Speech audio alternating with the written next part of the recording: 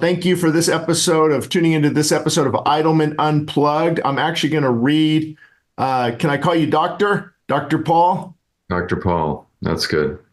Uh, it's been getting to know you over the last few months has been amazing. Dr. Paul Brillhart is a distinguished physician with extensive qualifications, including board certification by the American Board of Family Medicine and fellowship with the Royal New Zealand College of General Practitioners and a board certification in nutrition with 40 years of experience in health care and leadership and management. So you currently practice as an integrative and functional medicine doctor in Tulsa, Oklahoma. And for people who aren't aware of that, I believe it's what functional medicine is, identifying the root cause of the problem. That's correct. Looking at what's a root cause, and then diet, lifestyle changes, and of course medication if needed. He used the best of both traditional and alternative healthcare to provide wellness and a preventative program that best suits the individual rather than a one-size-fits-all approach. And I love that. And I don't know, can you see the book here in your screen? Yes. Yeah. So this book was amazing. The Lost, in case they can't, I'll do this. The Lost Art of Fasting in a Gluttonous World. The Lost Art of Fasting in a Gluttonous World. And I tell you what, I couldn't put that book down. I would say, and not just saying this because you're on the program, but it's probably the best fasting book I've read on when you talk about the scientific definition of autophagy and apoptosis and telomeres increasing and brain-derived neurotrophic factor and all these things I love from a Christian author or Christian doctor, or maybe a doctor who happens to be a Christian. I think there's so much here that we can unpack. But anyway, welcome to the program of Idleman Unplugged. And we're going to jump right into this. Well, thanks, Shane. And let me say right off that I so much appreciate what you do. You're using all of God's gifts that He gave you. He's using all of your experiences that you had. Yes. And it's very impressive. But it just it's good for the heart to see what you're doing and how God's using you. And you're impacting a lot of people. You're impacting the body of Christ, but people outside there too. Right. But anyway, it was a breath of fresh air. And that's kind of how we met, because there are no accidents, but coming across this video on YouTube, which we weren't even looking for. And I thought, oh my gosh, I've never seen a pastor do what you do in the manner you do it. With regards to fasting, we were talking about. So that's how we kind of got connected.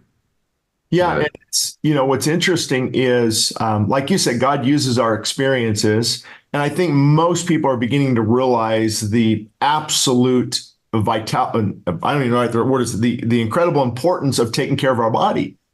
I mean, this is how we minister. This is how we parent. I mean, I think it's overlooked. And so when I became a pastor, I started to talk about this a little bit. And then the fear of man, because people say, you know what, Pastor, that's not that important. Just stick with, just theology, while this person's 80 pounds overweight and struggles with type 2 diabetes. And so I just saw so many parallels, and I really felt God wanted me to get back and talk about this because it's so important.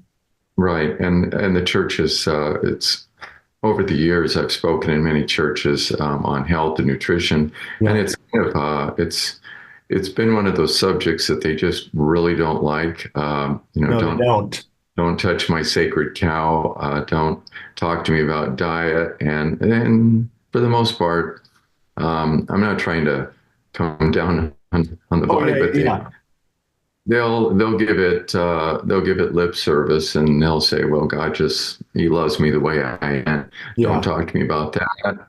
And it's very hard for them to really see, the importance of that.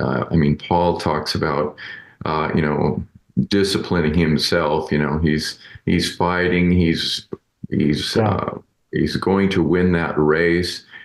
He's going to discipline himself. He's going to not be taken out by anything. And so all things are lawful, all things are not expedient, but I'm not going to be brought under the subjection of any. Yeah. And so, so anyway, people aren't, they don't take things as serious as Paul. And well, that's for Paul, not for the body of Christ. But no, the Lord calls us to be disciplined ones, disciples. He didn't send us out to make believers. He actually said to go out and make disciples. And I mean, go ahead. I was going to say, if you look at that verse, when he said, I discipline my body daily and bring it into subjection, obviously there's spiritual disciplines and things.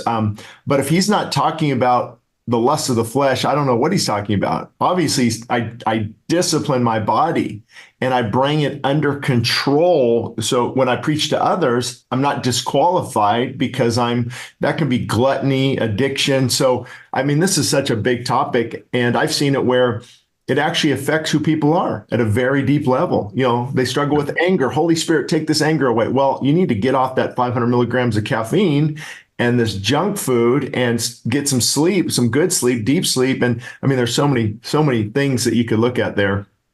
Right. And the church, they don't talk about eating. They definitely don't talk about fasting, and they don't talk about gluttony. Oh, true. Yeah. And they really don't think about that.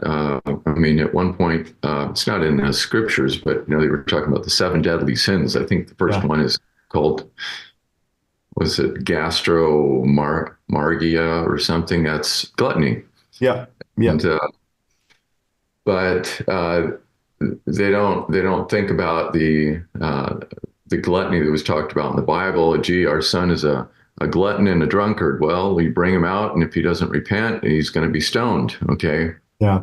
There's a few other references, in the fasting. Again, I know I'm preaching to the choir here because you're well versed on all that, but what's good for people to hear? Yeah, the body never thinks about that as far as taking care of who they are. That again, Paul talks about your body is the temple of the Holy Spirit, and we need to maintain that. We need to take care of that. And he who defiles the temple, God will himself destroy. True. Yeah. Well, let's get into this. I think I'm going to title it something like finally, the truth on fitness.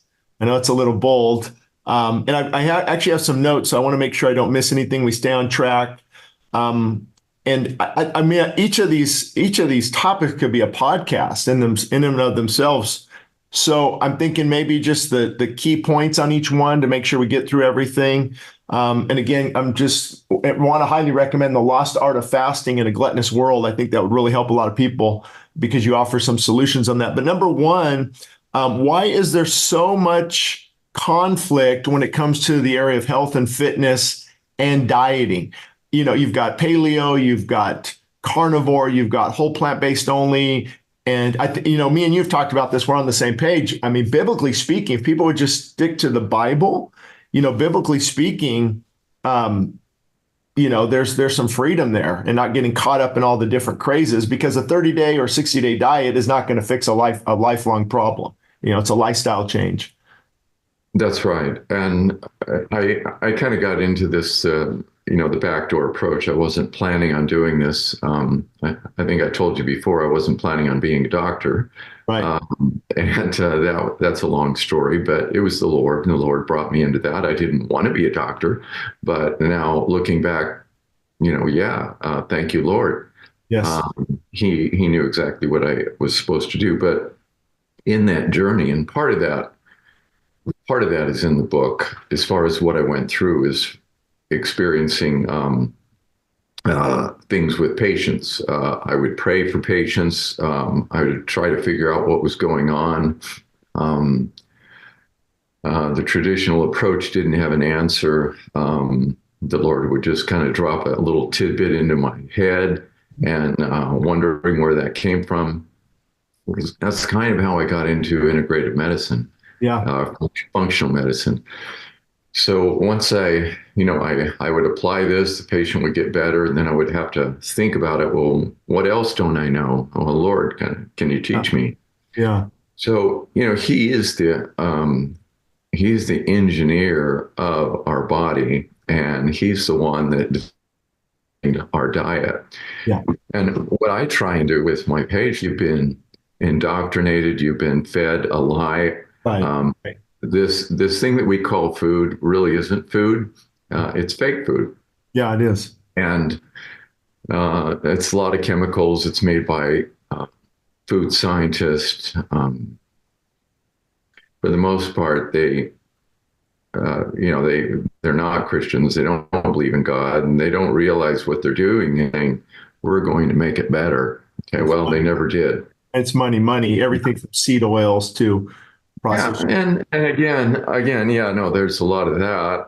I mean, they're very well intentioned, True. but when I got into medicine, I didn't know the history of medicine so much, and I assumed that everything was up and up as far as how we were taught, what we were taught, Right. science behind it. I mean, we have a lot more science now than when we did. Well, you're thinking there. When it comes to the diet, though, would you say then, the life-giving food, whole plant-based, even meat and dairy is controversial, but biblically speaking, if it's clean, and then you've seen the studies. There are studies out there that show moderate clean meat consumption is good, but then you watch it Forks Over Knives and or these other documentaries. I'm just like, how do they get conflicting information? Are they looking at different things? Okay, yeah, they're making something that's simple very complex. Okay, Right. the human body is very versatile. It's very adaptable. And if you study people's groups around the world, it has been done going back to the 30s and 40s. What's his name? The dentist that went around. Oh, yeah, yeah, yeah.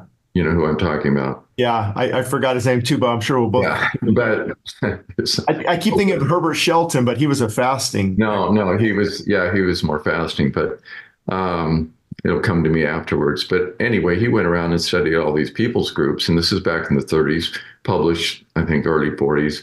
Yeah. And his conclusion was the American diet is way too processed. Right, right, right. Okay, so all of these people had different diets, they had different lifestyles, but they didn't have our diseases. So we have people that they're more carnivore, and then there are people that are more herbivore, and then we have people that are kind of both, like like the Hansa people, the tribes over in Tanzania, and half the year they're more carny and the other herbs, and it's interesting. They're healthy, and Yeah, I remember one group he studied, their diet was mainly sweet potatoes and not much meat at all. And you would think, oh my goodness, all these carbs. But they're also very active. I think we forget that too. right, Not to interrupt, but I looked at my watch yesterday and I got in a full 1 mile of walking. I'm like, really, no, that's all. That's it for the whole day. really, I'm like, that's not good. I shoot for, 10,000 steps, and it's just, right. if you're not, making it a priority. I think my point was a lot of these people were very active. I try to look at it from the Lord's perspective. He gave us all of this food for health. He designed it for our body, and if we follow those guidelines, we usually don't have a problem. What did Jesus eat? Oh, well, was Fish, he, bread. yeah, was he a vegetarian? No, he wasn't a vegetarian. I don't have anything against vegetarianism, but there's some little caveats. But Jesus he ate meat, some lamb, some beef, not a lot. And I don't have a problem with the carnivore diet either, except not for the long haul. Yeah, long haul. It's well Yeah, because it's Weston A. Price. yeah, that's it. Weston A. Price. Yeah, his research was pretty incredible. John the Baptist locust actually is 40-50% protein. I don't know if people know that. It's very good, high protein food. Yeah, you ever tried it? No, I don't think I will, but I think the World Economic Forum wants us to all start eating insects. Yeah, But yeah, so that's really the thing is moving more and you're not carrying extra body weight. I mean, that is huge. And then when you mention the processed food, that's actually one of my questions, the truth about cholesterol, because with the refined oils, and the big thing now is is it the APOB? APOB, because the APOB is what brings the LDL, the bad cholesterol, which I don't think is bad. It brings that to the repair site, and it repairs the inflammation. And so it's getting blamed for all the problems, but they're not looking at what's causing that damage in the artery. Cholesterol is not an evil molecule. It's one of the most important molecules in your body. Every cell needs it. Yeah. If you take in, if you take in, I don't know, 300 milligrams, your body is going to, of cholesterol, your body's going to manufacture another 800 from the liver. Right. And it's necessary for all your cell walls. It's necessary for all your steroid hormones. It's for your brain. And by the way, it's the transport. It's what? So the transport agent? Transport. So that's the cholesterol that we talk about. It's not cholesterol, it's lipoproteins. Right. Yes. So, high density lipoproteins, low density lipoproteins. Yeah. And the high density, just so people know, the high density is what brings the cholesterol back into the liver. Right. Where the LDL takes the cholesterol out into the bloodstream to repair. And that's why it's called the bad cholesterol. And I never understood. I've actually checked my cholesterol once when fasting. It was high. Like, oh my goodness, why is my cholesterol so high when I'm fasting?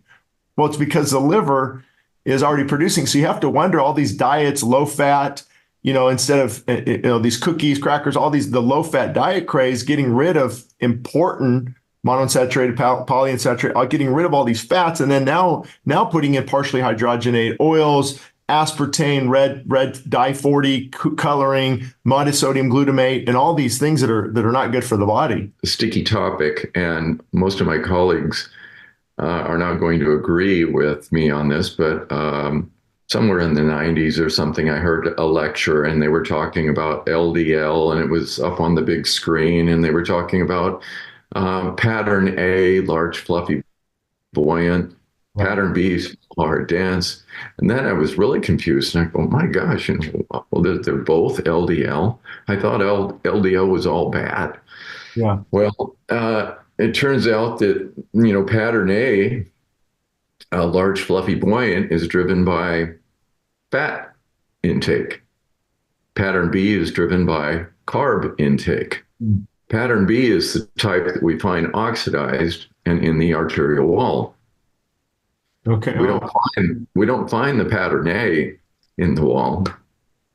So people are a little confused. Well, I heard that, and then I didn't hear anything more about it. Mm-hmm. And I thought, well, how come we never test for that? If pattern B is bad, why don't we look at that? Well, it turns out if we really did that, a lot of people wouldn't be put on statins. So there are genetic components to this. There are people that produce nothing but A for the most part.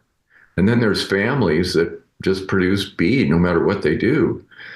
So we have... Just to bring in a point of clarification, the A is when you call it the tighter, more dense particle in the LDL. That's the one causing damage, where the fluffier B is the one that's not. No, it's the opposite. Opposite. Okay. Opposite. The A is large, fluffy.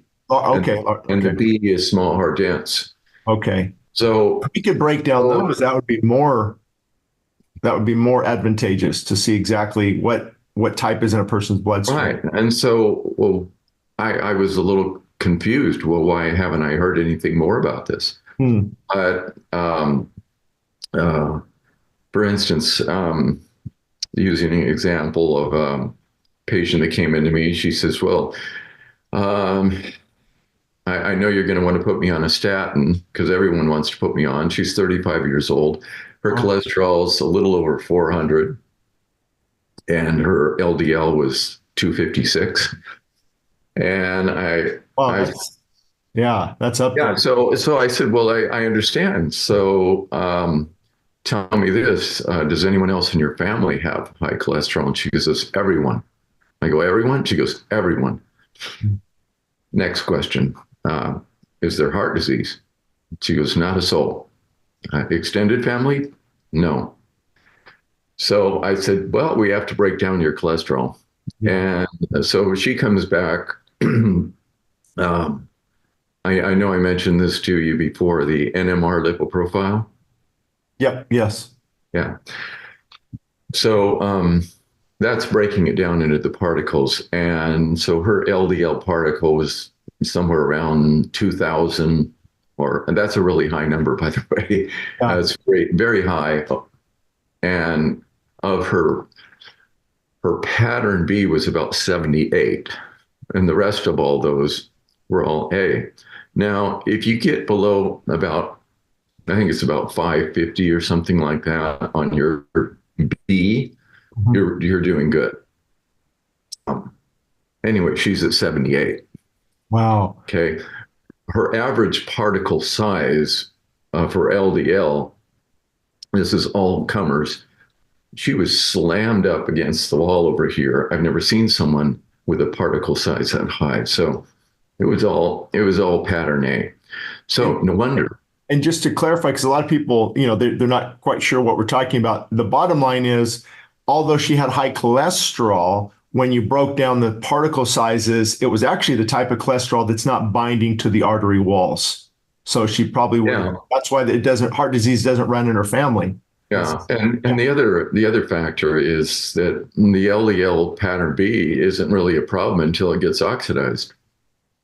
And oxidized is when it is oxidative stress, when it's well, oxidative stress, yeah, oxidation is rust, but if you have free radicals go through your blood, that's going to oxidize. So some smoking, bad food it's free. Yeah, deep fried foods.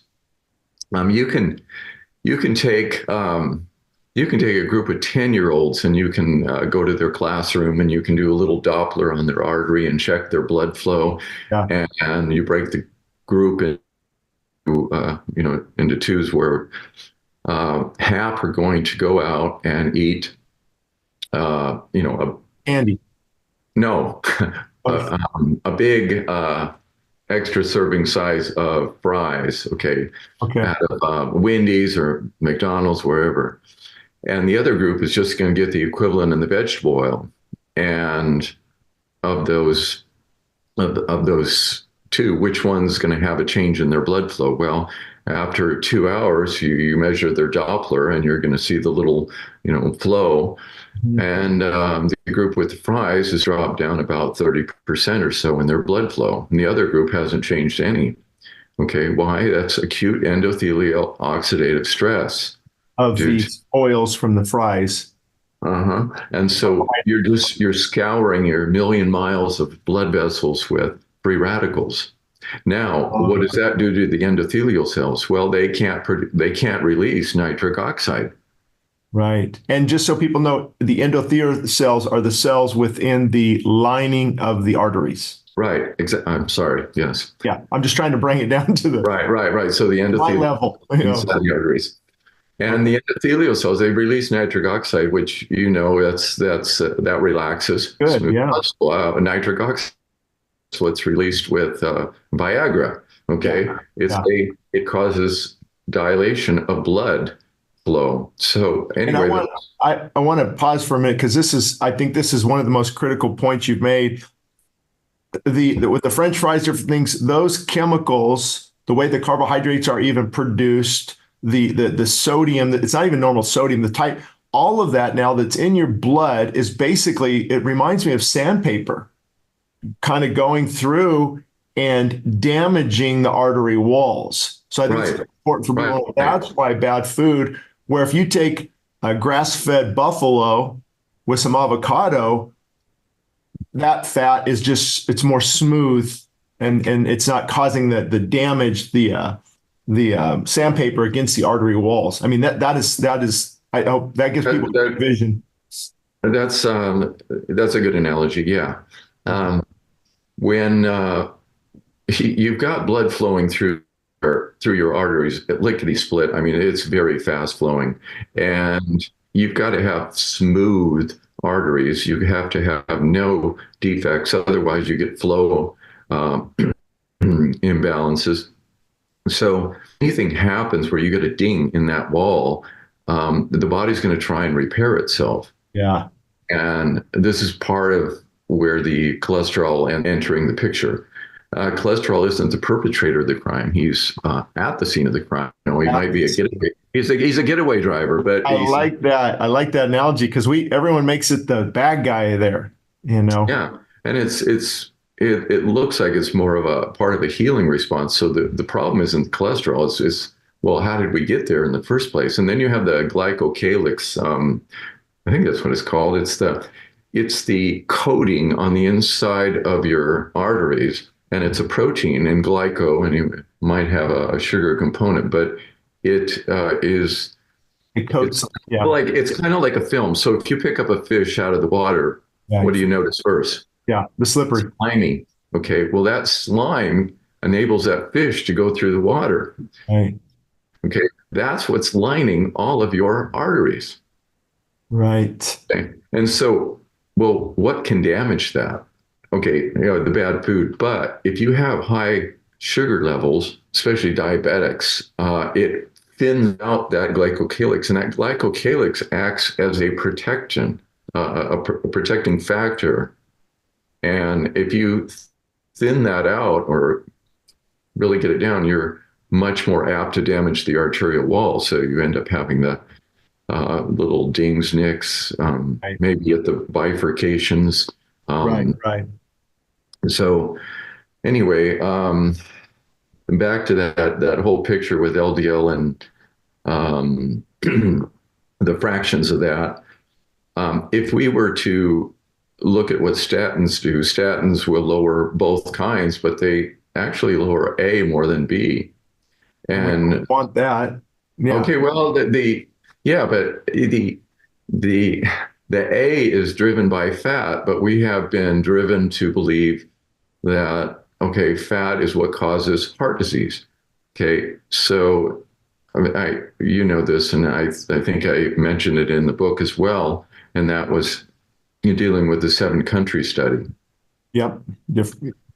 And I brought up that Menotti, who was one of the co-authors, the Italian, he went back in I think it was '99, and he looked at their data. Well, they really hadn't looked at their carb data. They were so focused on proving that saturated fat was the causative factor that they never looked at their carb data. So 78, 99, okay, so 21 years later, he goes back and looks at their data and says, oh my gosh, small correlate with the fat, large correlate with the carbs. Okay, and so you never heard about that. The public didn't hear about that. What would that mean to the common person, that the too many carbs were driving?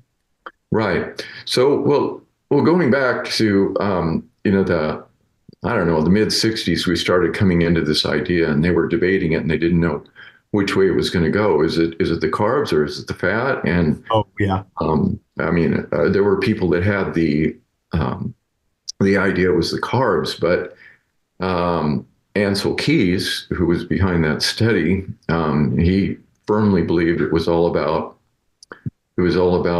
the fat, and the saturated fat caused it. So he set that study up, and I looked at the study, and I looked at some data prior to the study, and I know that he kind of cherry picked the countries. Yeah. He eliminated 2 of the countries in Europe that had the highest consumption of saturated fat. Mm-hmm. They also had the lowest incidence of heart disease. Yeah. France, and even the French smoked more than the rest of Europe. Right. But they had the lowest heart disease. Right. And the highest saturated fat. And Germany was a follow-up to that. I was going to mention, because we mentioned antioxidants. Oh, I'm sorry. Do you have a closing point on that one? Well. Anyway, the sugar the Sugar Council, they paid a lot of money. They buried the evidence. The guy that had the study over in the UK. Showing just the opposite, and everyone went along with this mantra that, saturated fat is bad and it causes heart disease, and there you go. But at the same time, we knew about the Eskimos and their 80% fat intake, saturated fat, on top of that, whale blubber, seal blubber, Yeah. and they have no heart disease. And they don't have stroke risk. Well, they have minimal thromboembolic stroke risk. Ours is over 700% above theirs. And heart disease, it really doesn't exist. But if you take them off the tundra and you feed them our diet, Here it comes. Yeah. yeah, and within 10 years, they're having heart attacks and strokes. So if I went back to the best diet that we initially started to talk about, it would say obviously what works for a person, but enough whole plant-based food, the veggies and the fruit, in moderation, of course, but also to possibly bring in some clean meat, a little bit of clean dairy, and then get more active. Basically, good food in moderation and more activity. Yeah, right. Okay. Right. Yeah, I don't tell my patients. I always tell them, look, I'm not telling you to eat like an Eskimo. Right. Oh, yeah. You don't have to do that. But I will tell them the culprit isn't what they make them out to be. The fat isn't the problem. Now, there are good fats and bad fats. Right. And no, you don't need so much saturated fat. And not all saturated fat is the same. But I try to get a moderation. So, okay, the meat,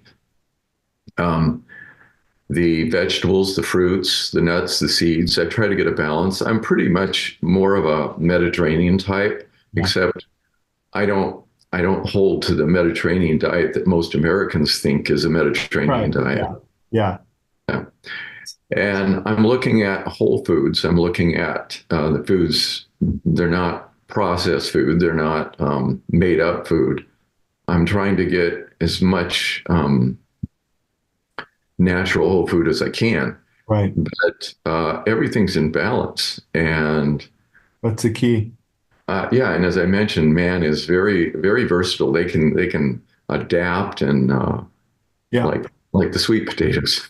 And you mentioned earlier so people know free radicals are they're basically they're missing, was it a proton or something? And so they're it's an electron unpaired. Unpaired. And so they're bouncing around, and we've got all these free radicals. And what you mentioned is that this type of diet is actually very high in antioxidants. So the antioxidants give that free radical. They help balance out that it's not a free radical anymore. It becomes very stable.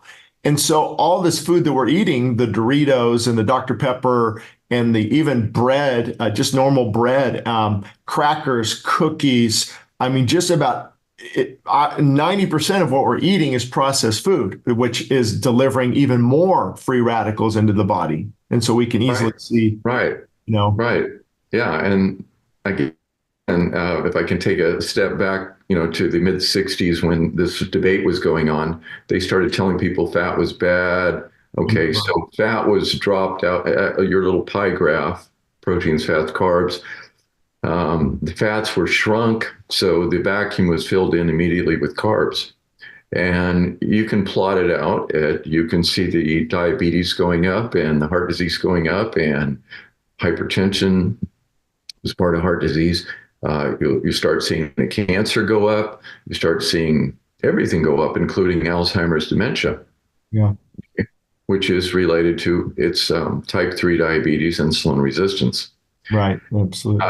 That's not the cause of Alzheimer's. It's one of the big factors that feeds the whole thing. But the diet kept changing, and we thought, it was going to be better, but it never stopped. Even when they brought to the attention, I remember in 2002, they came out with the International Congress of Diabetologists. They said, wow, if we don't do something, the kids born this year, by the time they reach adulthood, we're going to have huge numbers, up to 30, 40, 50% are going to be diabetic. Well, those kids from 2002, now they've reached adulthood. Yep. Okay, and guess what? Now we're looking at easily 52% of the US population is diabetic or pre-diabetic. Right. And they say, well, pre-diabetes isn't diabetes. Well, I beg to differ. It is. It shows all the signs. We didn't know when we determined, say a hemoglobin A1C of 6.5 that's the number right there. That's when you become a diabetic, and we'll give you your certificate there. But the pathology starts back at pre-diabetes, so 5.7 to 6.4. And the prime driver of coronary artery disease happens to be insulin resistance. Yeah, so true. Even, the APOE4 gene that is driving Alzheimer's, it also drives coronary artery disease. It's linked with that. Well, both of them have in common insulin resistance. Talk a little bit about fasting and replacement therapy, hormone replacement therapy. And it might be good to mention too that you're the type of practice you do, you don't take on new clients because I can imagine, people after hearing this are wanting to get in touch with you, but I think you're more dealing with specialty type issues now, correct? I don't have an open practice. Okay. And no, I'm happy to. I'm happy to do this, and I'm happy. That's what I'm saying. Yeah, this should help. And a lot of people, because I help a lot of people with health and nutrition too. Obviously, not knowing as much as a doctor, I'm kind of know a lot about a lot of different things. If they can begin eating healthy, moderation, cutting out sugar, and even intermittent fasting, getting active, and start to really take care of the body, a lot of their issues. Really, that's the core of it. I think a lot of us know that, but we want that pill. If I can just take that pill, then I can enjoy, all these other things. Right. And that's what we've kind of been indoctrinated in the sense that the answer to everything medically is pill. And yet that's a paradigm I try to get my patients to break because that's not real at all. No. We were the whole pharmaceutical industry isn't interested in any of this, right? And there's so much money invested in the food industry and the pharmaceutical industry. The doctors out there, rank and file, are never going to receive any of this. They're not going to hear this, right? Is it being taught in the medical schools? Absolutely not. Absolutely not. There's a few exceptions, but to this degree, no. And there's a lot of, people waking up, Peter Attia, Dr. I think it's Paul Saladino, of course, yourself, a lot of the videos, Ben Greenfield, Gary Brecka, Huberman, his podcast, and, it's getting the message out there for sure. There are tens of thousands of us out there. Yeah. That integrative functional medicine doctors and people, even there's naturopaths and other practitioners of health, and some of whom you just mentioned. You have other people, many others, other PhD researchers that are bringing this stuff out. Walter Longo, bringing some of this stuff out. But for the most part, we've been sold this idea about drugs, and drugs are the answer. And here, this whole thing, this was the beauty of fasting, was this is engineered into your body to do this. And people say, well, how can you say that? Well, I happen to know it was engineered, but the whole thing, for instance, autophagy. Okay. Now, what does autophagy do? It optimizes your cellular function. It cleans the house. It gets rid of oxidized, broken parts, cleans the place out, brings your energy levels up inside the cell. It optimizes functionality. Okay, and then it's going to clean out with mitophagy, it cleans out your weak, sick, oxidized, broken, leaking mitochondria need to be taken out. Wow. And that leaves room so we can restore them.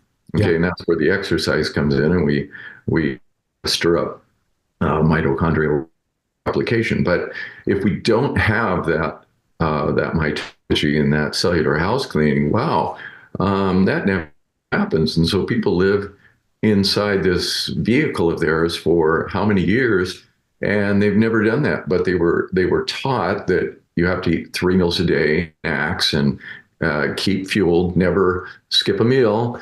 Yeah.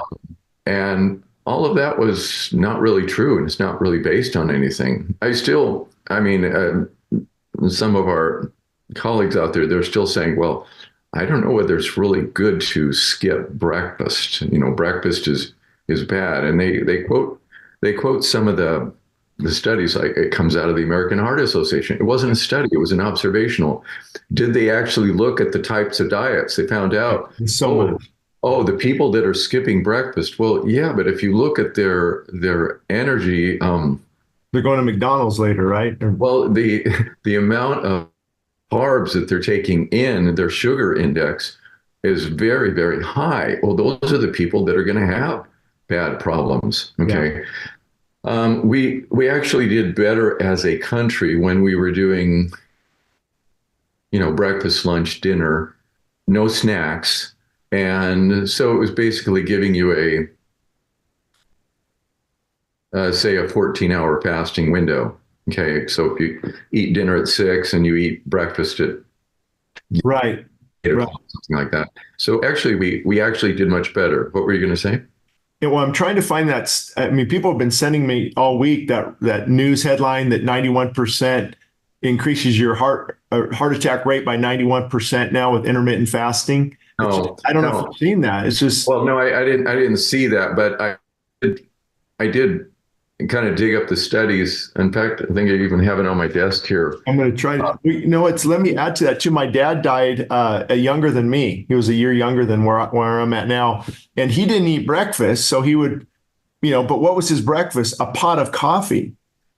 And people forget that coffee is a central nervous stimulant. It curbs hunger. So also how many of these people, okay, they skip breakfast but look at their whole lifestyle, Right. Pot of coffee, stressed out, then you go eat junk at lunch. I think just the correlation of reading the article is just misleading. Well, yeah, no, it's very misleading. And you get a lot of these observational studies that they're horribly set up. And I'm thinking, well, who paid for that? Okay. Yeah, absolutely. And, the American Heart Association, they're the ones that put this out, and this was on one of their sites, and it was saying, well, it looks like you might have increased cardiovascular. Right. Well, it's ridiculous. The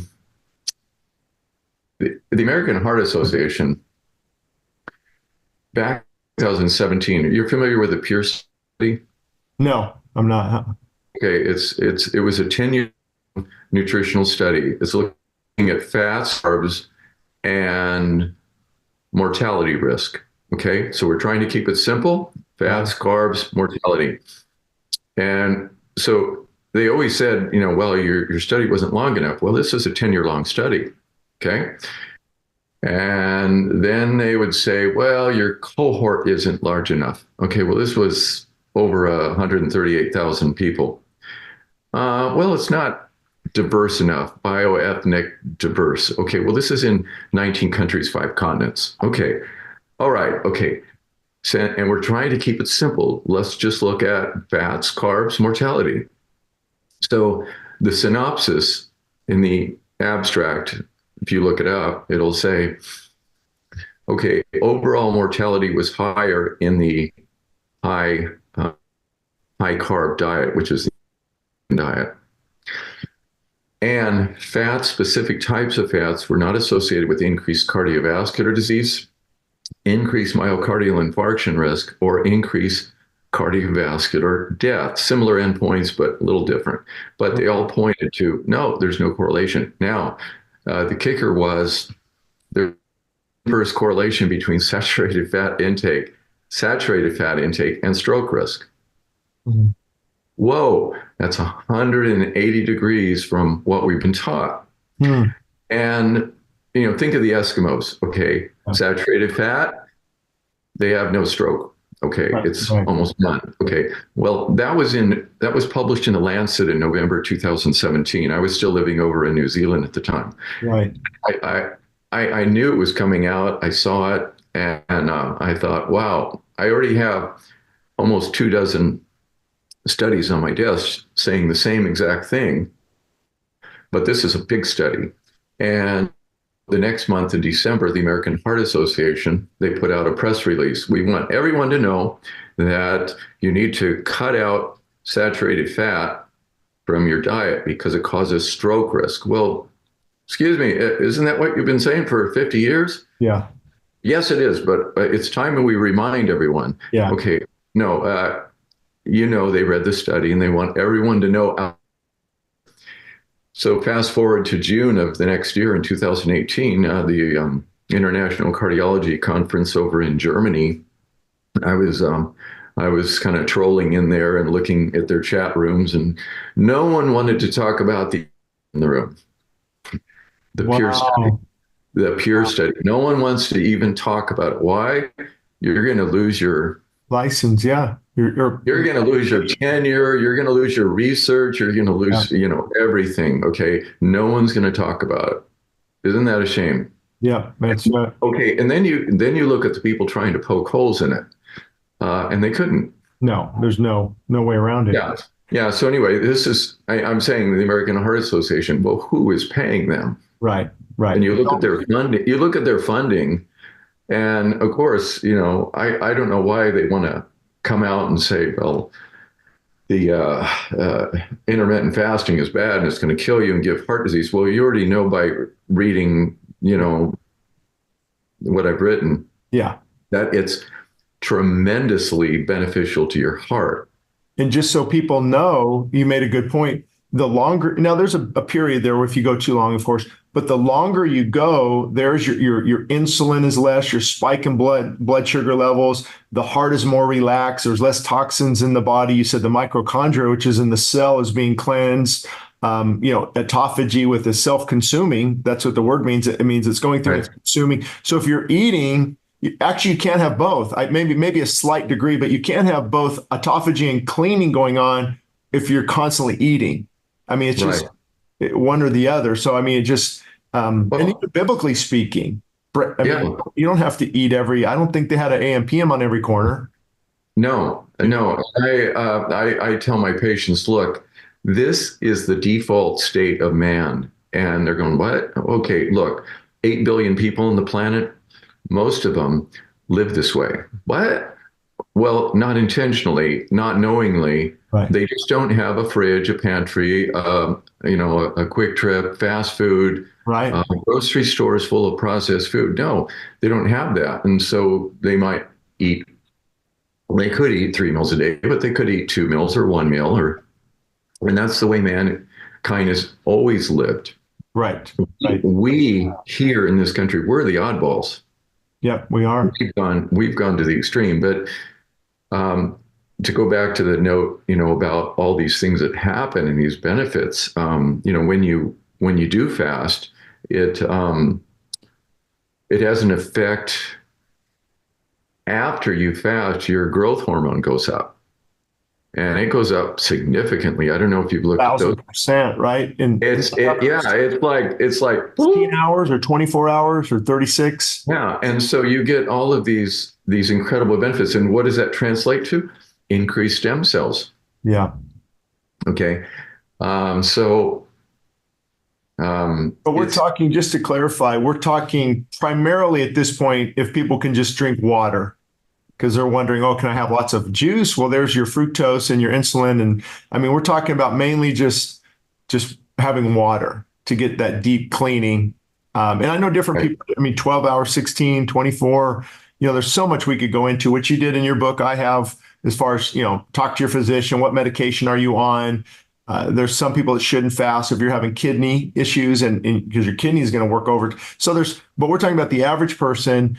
Try going 12, 16, 24 hours, just drinking water. I mean, is that I'm sure because people want some practical application too. Yeah, and Yeah, and that's exactly what I have my patients do. And I tell them, look, I don't expect you to start off with this. Some of them decide they're going to do it. I'm going to go for it. And I go, Yeah. no, it's kind of hard if you're not used to it. And Yeah. it takes a little bit of turning on the genetic machinery, Yeah. okay, to Switch get to going. ketones. Yeah. Yeah, and so I tell them, start off with, if you're at 12 hours, anyone can do that. I go to 14, work it out, try to going to 16. I like 18, okay, Oh, but yeah. I'm not fixed on that. There are a lot of people that like the 20-hour fasting, 4-hour window, Right. and that's fine too. I don't have a problem with that as long as they're getting all the nutrients they need. In that And 4 hour period. Yeah. that's kind of the key, though. I mean, fasting. Um, well, we're talking a short intermittent fast there, but making sure they're getting nutrient dense foods and adequate protein. And I know we'll talk about that after. But also, what about extended fasting? Yeah. So that's what I was going to say was the 3 to 4 day, and I have people do that. But even the most staunch people that they could never go past 12 hours, they're shaky and sweaty and headachy, and okay, they come back to me and they say, "You won't believe what happened." And I go, and they tell me that, "Oh yeah, I went 24 hours. I finally made it there, and then I went to 36, and then I went." And then they come back and they say, "Hey, my wife and I, we just finished a 4-day fast." And I go, "What?" And, well, you told us about it. And I go, "Well, yeah, I didn't expect you to do it though." Yeah. Yeah. Yeah. And I mentioned in the book about autoimmune disease, Yeah. and this one couple that I just mentioned, he had rheumatoid arthritis, and he says, "This is crazy." So after months, he says, Gone. "My injections, these big expensive drugs that he was having to pay for, the time interval." Because he was going injection to injection and having pain halfway through the middle of it. Mhm. And he says, now I can go to the point where I'm not having any pain and I don't know that I need the injection. Well, his blood markers were fine. Um, it was remarkable. So he says, wow, so if I just periodically do this, it seems like I can downregulate it. But it's it's a very complex thing when you're dealing with the immune system. Because But is it autoimmune? Isn't that the number one prescription? What we have take the most prescription for is right now is autoimmune disease. uh, The top. well, the top the most expensive ones. Yeah. And they're caused by either toxicity, right? Or deficit. One of the, if there's nutrient deficits or toxicity building up in the thyroid or different areas. With regards to autoimmune, Yeah. it's linked mostly with the gut. Okay. Yeah. Gut bacteria microbiome.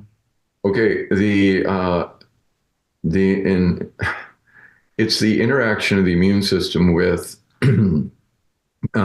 within excuse me, the gut wall, and it's rather complex, but it has to do with the microbiome and the wrong bacteria proliferating, intestinal ability, inflammation of the gut lining, and proteins leaking across, or partially digested proteins leaking across, interacting with the immune cells, and you end up having this thing. So this thing start with your immune system attacking yourself. There's so many other factors.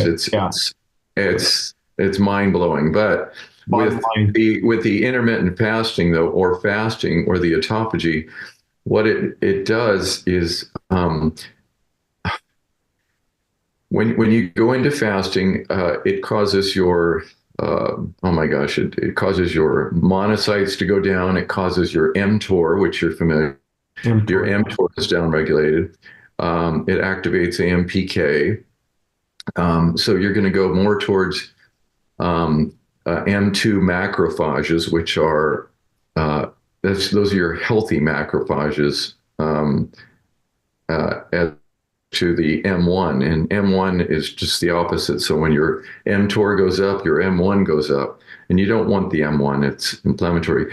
But the fasting triggers down regulation of your T17 cells with autoimmune disease, and Okay. T17. You've heard of those. Yeah. Yeah, so it changes the Treg to T17 ratio, and with that imbalance, when you get the imbalance, you end up increasing that. But this is part of how this happens. The SIRT1 gene, which gets flipped, that's the anti-aging gene, of course, but the SIRT1 pathway, it gets flipped, and all these crazy things happen.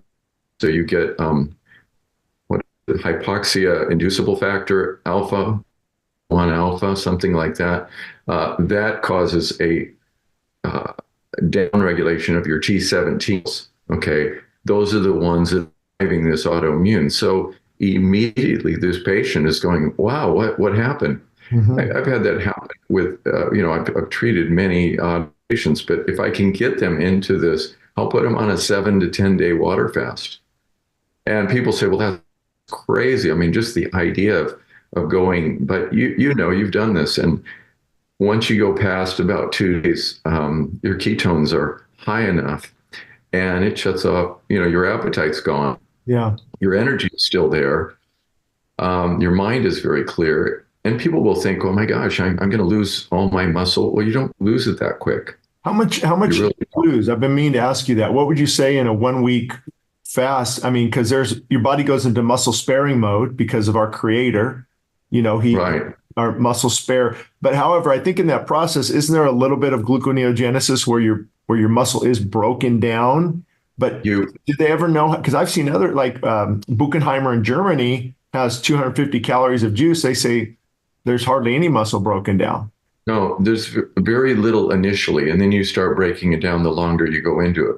Okay. But if you're doing a 7 day, you're really not. That's really not a long, super long fast. True.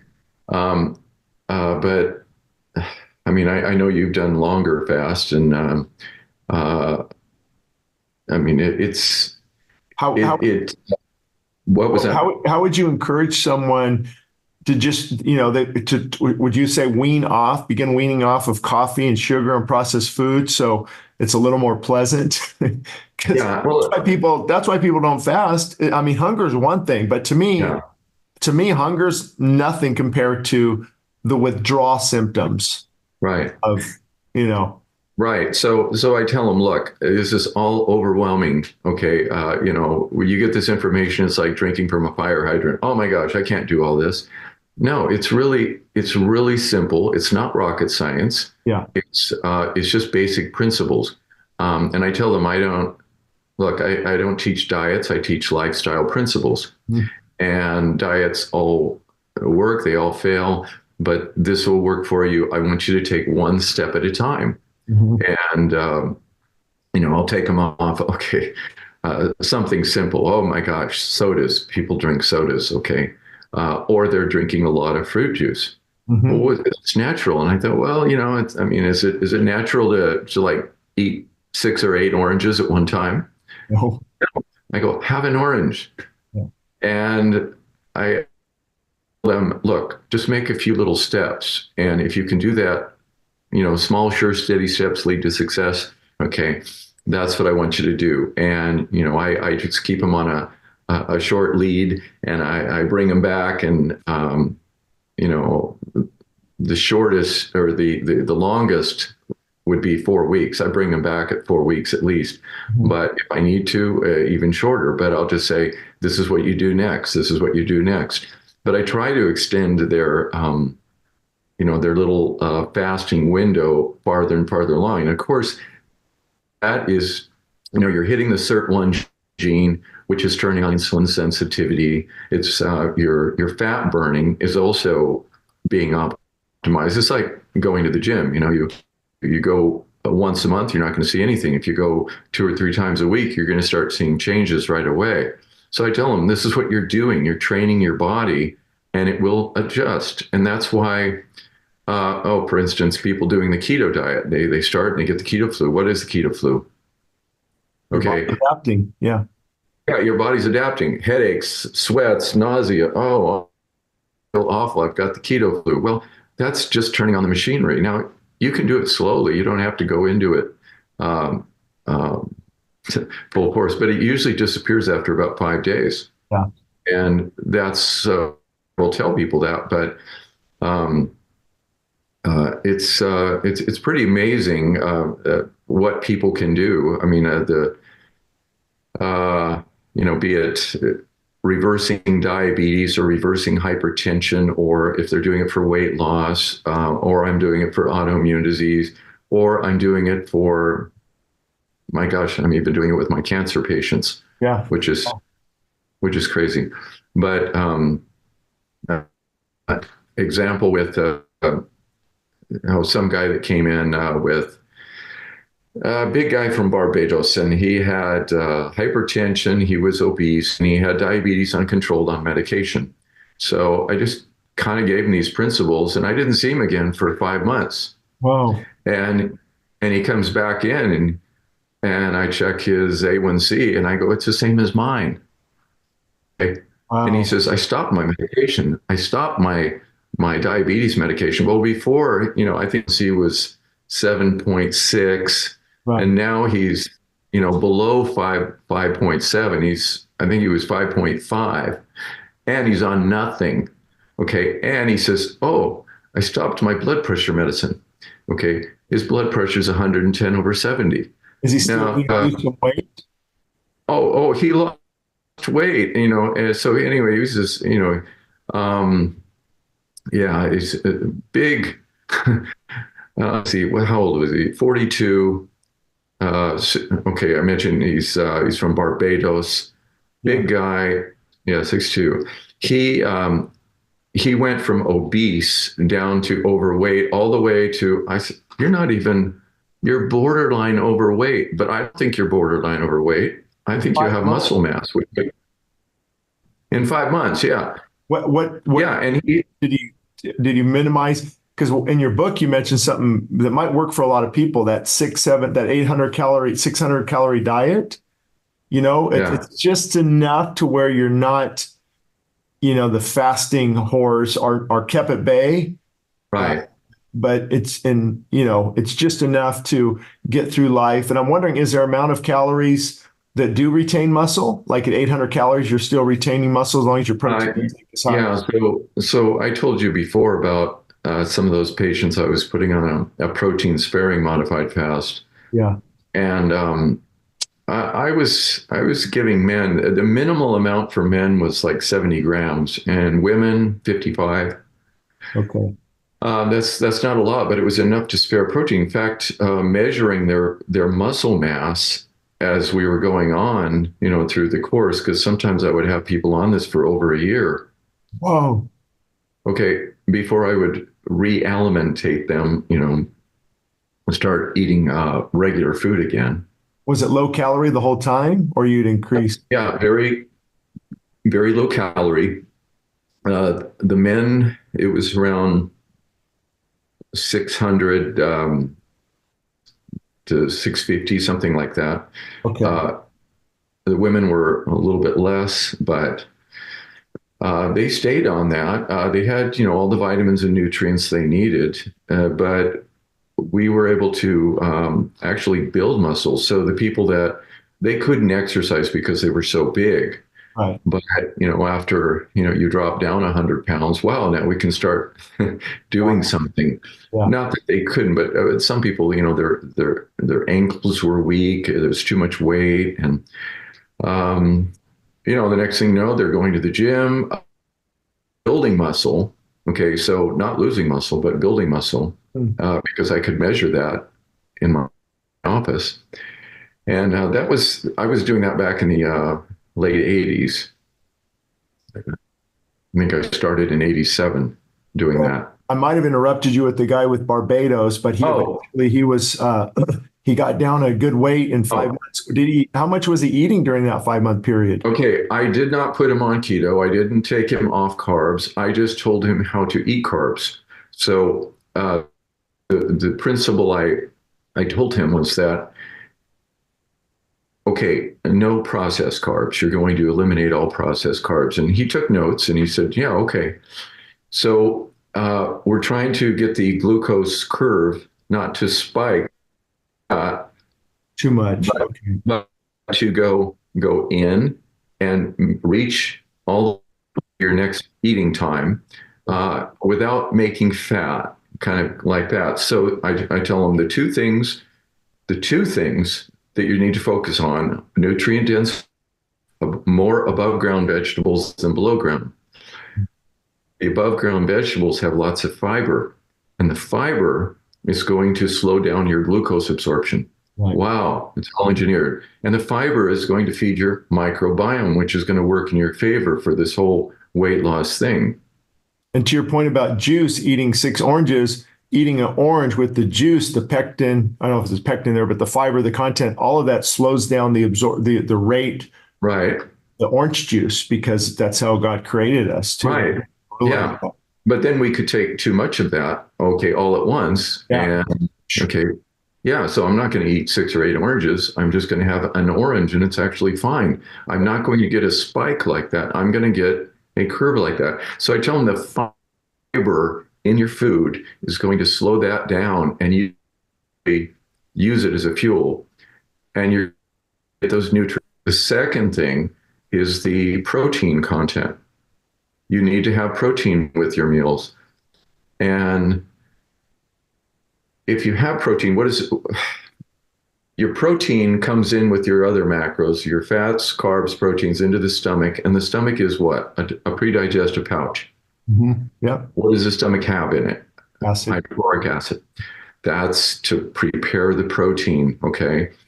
The carbs and fats don't get a free pass. They have to wait. Sorry, you came in with you're going to have to wait. We're going to empty slower. Oh my gosh, I ate that steak. It's just sitting on my stomach. Well, it is.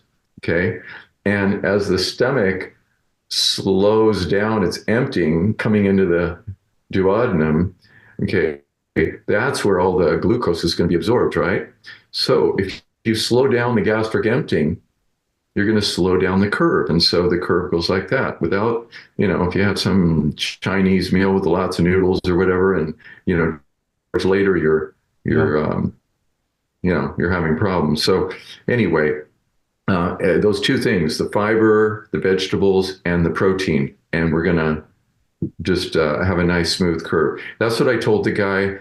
He came back and he said, he says, I know you told me to go in slowly, but he says, it's from Barbados. And so what would you estimate? Maybe around 2,000 calories a day he had? I mean, I guess it just he probably did.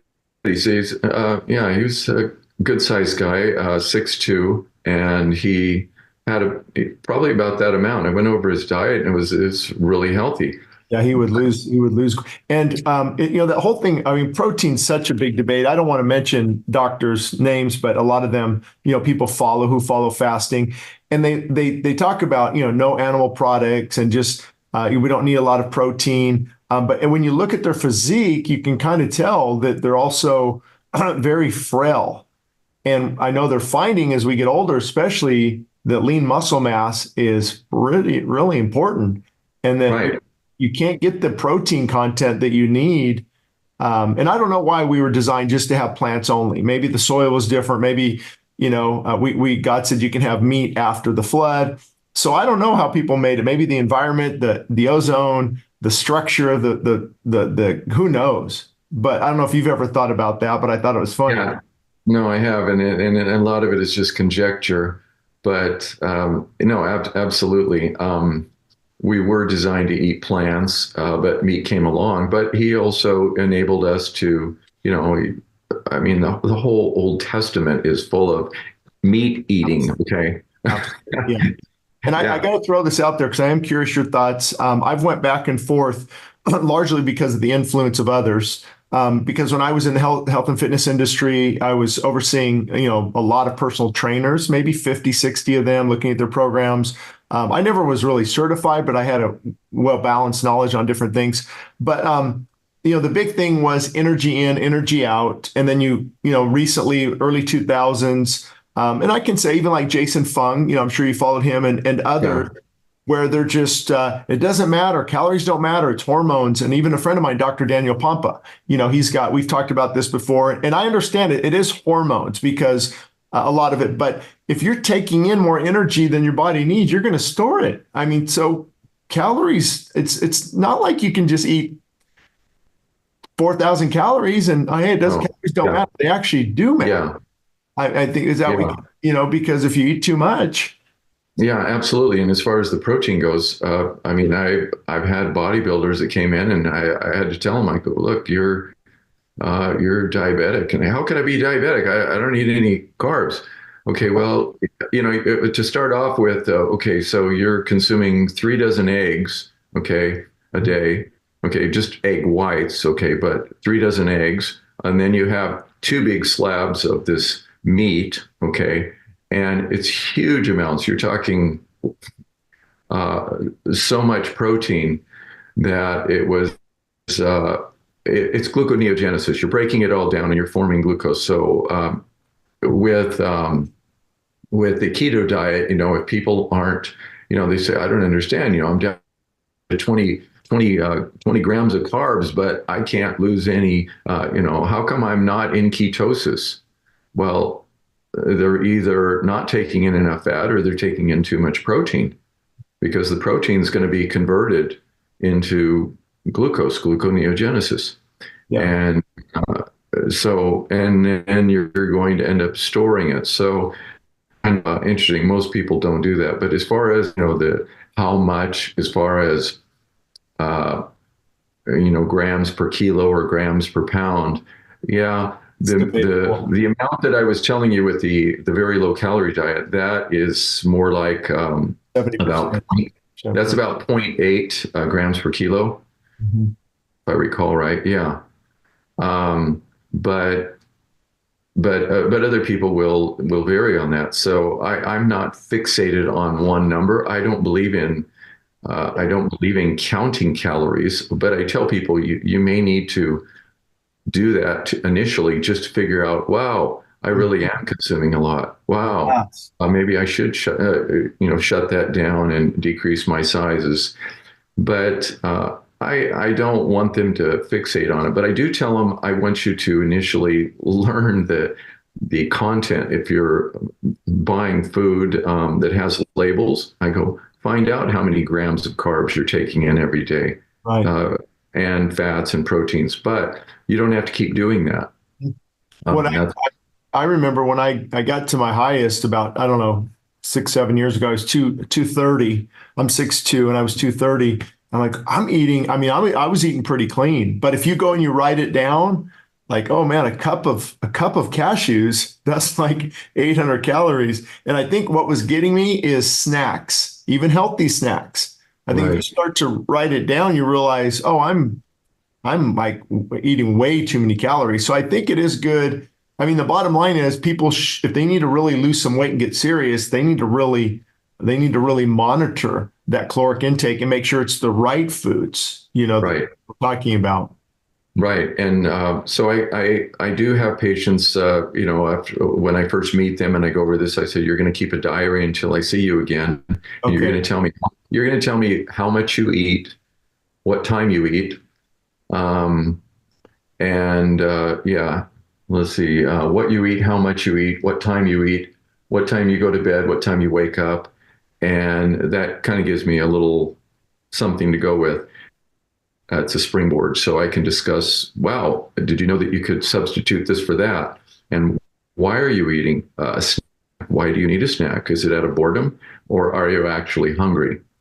And okay, well, the boredom, that's another issue, dealing with that. Right. But if you're eating nutrient dense foods and you have plenty of the vegetables with fiber, um, it should carry you through. The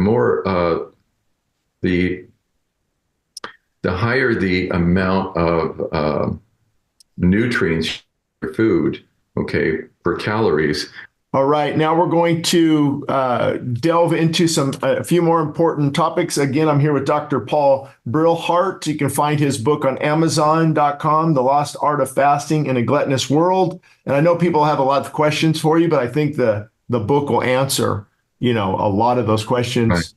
And I don't know, we've touched on a lot. Go ahead. You want to The other way is through my site, Oh, yes. drpaulbrillhart.com, and that should link to the page at the store.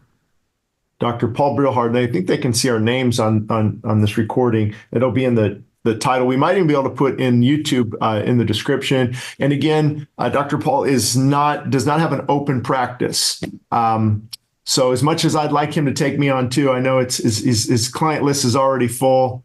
But so much information if you go back and you listen to what we've been talking about. And I don't know if you had any additional thoughts, kind of on your mind when we went through, we talked about what diet is best, obviously getting clean, whole foods, clean meat, clean dairy. I mean, it's kind of hard, but even raw dairy to me is ideal because the pasteurization process kills a lot of enzymes and a lot of important nutrients, but I don't know if that's practical for anybody. Maybe on that note, what would you say, watch your calories, whole foods, get active. But what do you do with dairy? That's always been my tough one if I can't find raw because, organic, Yeah. but you're just drinking a lot of lactose. You're drinking a lot of sugar water.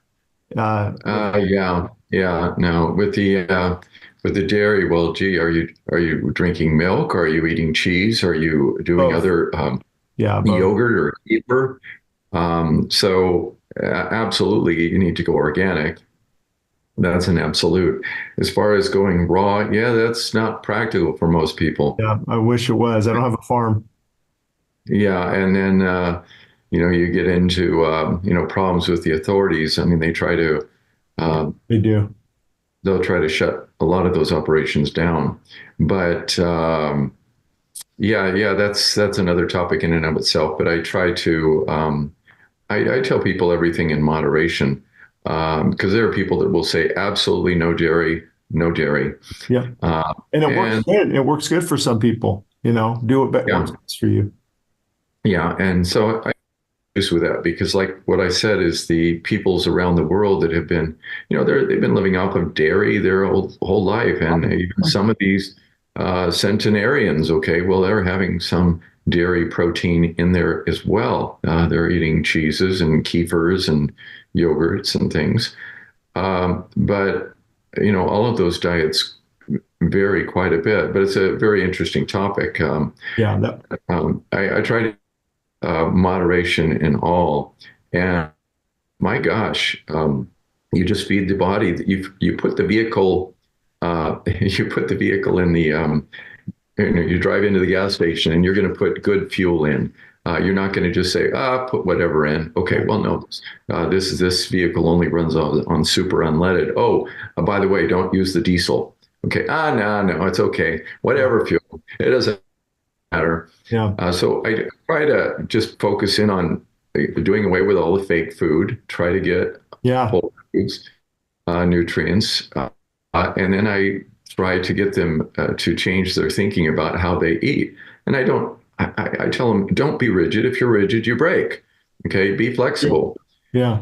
And if you want to change lanes, you go from the carb lane to the fat lane or back, or if you want to take a break off the side of the road for a while, get back on the highway and go. Yeah. But think of this as a diet. It's a lifestyle. Yeah. So again, I tell my patients that I'm a driving instructor. I give driving lessons, and this is it. I teach you how your vehicle operates. This is what it is. So if you stay with the basics, stay with the stay in the lane. Yeah. Okay, nutrient dense foods. So, and you mentioned a word, centurion, right? Those who have made centenarian. Yeah, they've made it to 100 years old. And I don't know if I think I sent you the video, but I correspond sometimes with Gary Brecka, Yeah. He used to be in the insurance industry, and they used to be able to pinpoint. He said something that on their study of these people who are 100, every single one of them had high cholesterol. I was like, Yeah, no, that's true. And yeah, I mentioned that to someone yesterday. I said, well, you know that the centenarians don't have low cholesterol. yeah. And well, really? Yeah, that's right. So is it all about cholesterol? No, it's not all about cholesterol. Cholesterol, as we mentioned, is one of the most important molecules. In the body, yeah, controls But so much. yeah, and so why do we want to suppress that? But hear from, you know, when people are having events or heart attacks, the cardiologists are telling them, well, we need to lower it more. We Mhm. need to lower it more. And they're getting so low that you end up getting that J curve and you end up having increased morbidity or mortality. And this could just be me, I don't know if there's much to back it, but there's so many hormone problems right now, right? And Right. so I'm thinking if we're really watching cholesterol and minimizing cholesterol, yet cholesterol is one of the main triggers to adequately adjust progesterone, estrogen, testosterone, growth hormone. I mean, how many Right. hormones do we have? I don't even know. 50, 60? I don't There's really. a lot. Yeah, but There's this compute. so cholesterol is actually designed to help us balance hormones. So if we're minimizing cholesterol, especially if you're on statins, man, that could You, really. right. So just for those out there, I mean, we have the cholesterol molecule to start with. That's our chassis.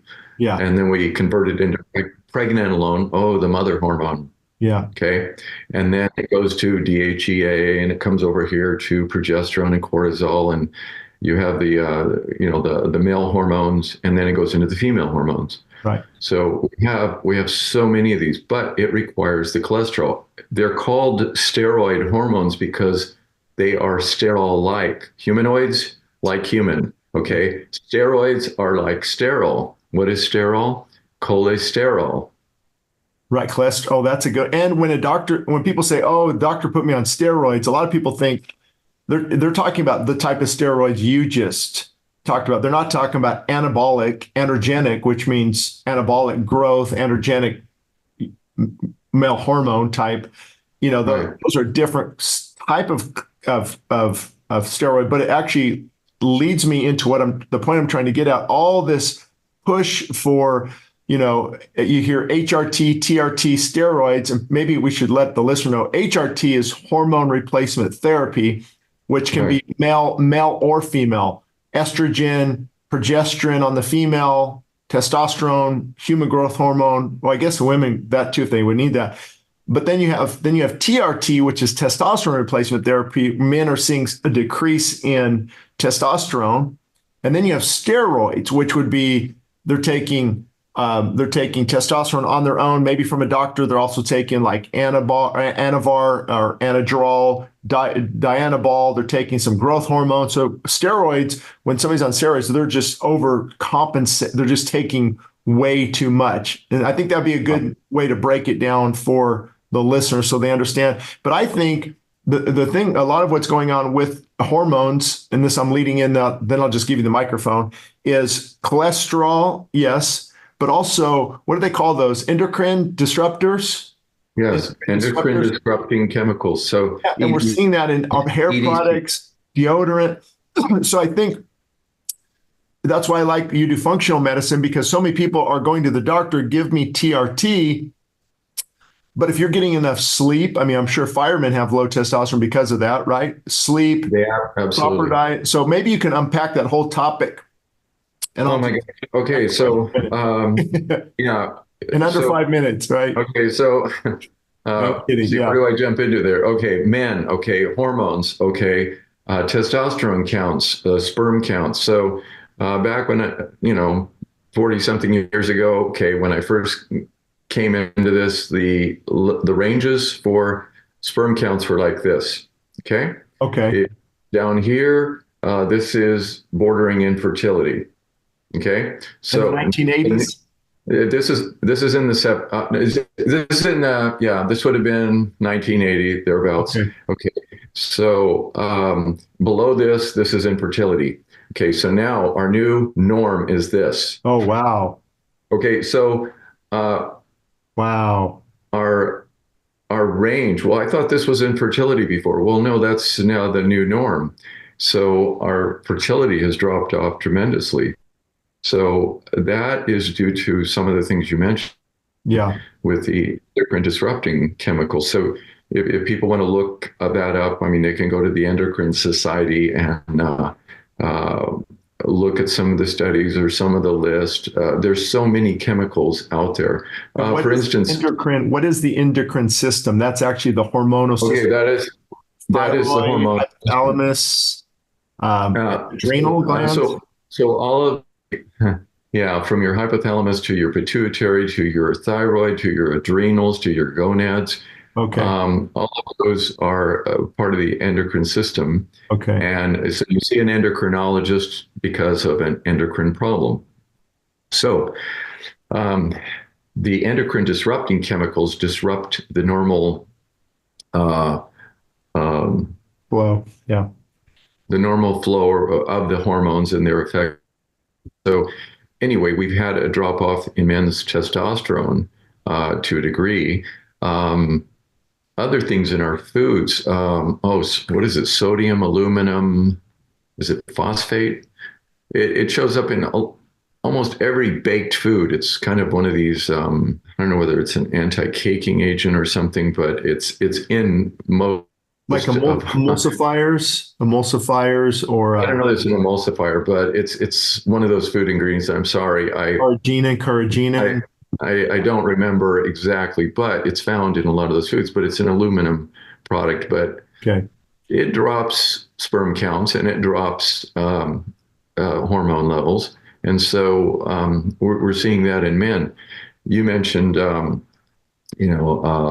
occupational risk like a firefighter. Well, they have disrupted sleep, and sleep is so important for natural hormone production. So I probably have more firefighters that I see for low T than anyone. Wow.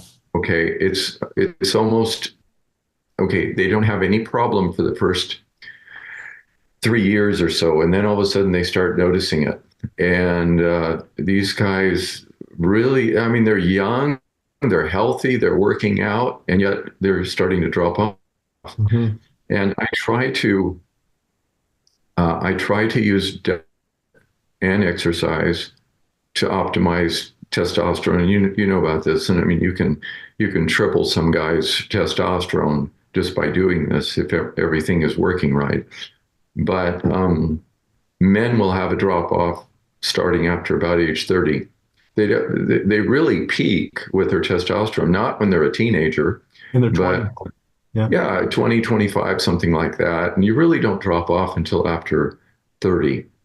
But when, I hear from some of these men's clinics, at least the patients tell me, they said they're going to make my testosterone that of a 16-year-old. And I said, well, a 16-year-old doesn't have that high. Believe it or not, it's actually later. Right. And but this is what they're telling guys, and they're saying everyone has levels up here. Well, those are out of range. And if you really look at the average ranges, we're much lower. Now, again, all that said, we have problems with endocrine disrupting chemicals. We have other things impairing our testosterone. And while you're thinking there too, I think this is an important point on testosterone. When you go get the injection, right? And some doctors recommend cypionate, ethionate, propionate, and they all have different esters. So they're going to maybe stay in the body longer. Testosterone suspension, which is water-based, but these are synthetic. So your testicles are basically going to shut down. It's going to eventually stop producing your testosterone. Now you're relying on the synthetic testosterone, which in my opinion, it's harder for the body to regulate. And that's why you'll see emotional highs and lows, angry, mood swings. So many things can can come in. So my point was, you got to be very careful and make sure you're doing it for the right reasons as a last resort. Because so many guys do, Right. they want to get bigger too. They think, oh, I can take steroids Oh, now, you know. well, that's where most of these guys are aiming, and they're listening to some of the men's clinics out there that are telling them this, and it's really not true. I'm all into balancing. Yeah. Uh, I mean, having having low T no fun, No, and these not guys, at all. they have no energy. They're dragging. They're irritable and moody. They got the grumpy old man syndrome. Yeah. They're depressed. I've had guys coming in after they've been treated with 4 or 5 antidepressants. It wasn't, none of those worked. Right. And when I moved their tea up, okay, all of a sudden they lit up and they're going, oh my gosh, I feel normal. Mhm. Um, So in do those cases, you would recommend it. You know, I probably would too. A fireman who needs to have his job, and you know that's what it's there for. right. But is there other? Do you try? Let's say they're there. Can they make up that sleep 4 days a week and begin to change their diet and lose some weight, or is that is It's it's very difficult with their schedule. yeah, it is. You Yeah. end up getting disrupted sleep more and more. Now, I've treated many of them after they retired. Okay, they still have some issues, but they don't have the same issue. Got it. But again, at that age, I mean, they're they're retired. Yeah. But again, many of them retire young from the fire service. But anyway, that's kind of a subset out there. But most guys out there, it's due to their diet. It's due to eating Stress. improperly. Stress. Hmm? Stress too. Yeah, yeah. And the again, the stress releases cortisol, another steroid hormone, and that causes you to gain weight, and it causes problems with the brain and the function up there. It affects your hippocampus, and anyway, it gets back to diet. Okay. Yeah. And so I try to change that as much as I can. If I can't, okay, then we can look into other ways of going about it. The different forms of testosterone replacement would include injections, as you mentioned, pellets. And the pellets Right. are injected into or placed into the glute, and they're on time release. Right. And, you might do it after 6 months, but you have to dial it in and you have to make sure you get the right because, well, you don't take it out. Okay. No. It's going to Yeah. be there. So if you overshoot, I had a guy, I measured him. He's actually in the fire service. Yeah. And I measured his testosterone at 6 months post last pellet, Wow. 3,000. Okay, so Oh, if you're going over 1,000, that's actually out the more yeah. than 2 standard deviations from the average. And are we looking at free testosterone, the testosterone that's active, or do you look at both reading? I always look at both, but his total was it was so high. It was like almost, it was 3,000, and that was at 6 months, and he was shocked. And I said, "Do you know what that means?" And he goes, "Yeah, they screwed up." Yeah. But did he They, have mood swings or anything from that level uh, of, well, yeah, he was. He wanted me to take over his care because he says something's not right. well, that, yeah, that, yeah, no kidding. Wow. So anyway, you can get into trouble with the pellets. It's basically a money maker. That's why they do it. Yeah. Okay. So, and it's a convenience. So you don't have to worry about anything and you get a steady state. Well, yeah, theoretically, it's a great idea. It's not practical for everyone. Maybe they can't afford it. Insurance isn't going to pick that up. The testosterone injections, say for instance, like Cypionate, well, you get a peak and then you get a trough and you get a peak and a trough. So you get this sawtooth type Hmm. curve. So I don't like the peaks. If they go too high, they become irritable and moody. And, this is where you get, it Right. can affect your moods. Okay. So if you get a nice steady state, there's usually not a problem. And your But body, that's what your body does naturally, right? right, Ideally. your testosterone is going to be kind of steady. I mean, it peaks in the morning and then drops off throughout the day. Right. But these guys are having really highs and lows. And then the problem with the highs with the injections, you're going to get red blood cell hyperplasia or overgrowth of red blood cells. So your blood is getting thicker.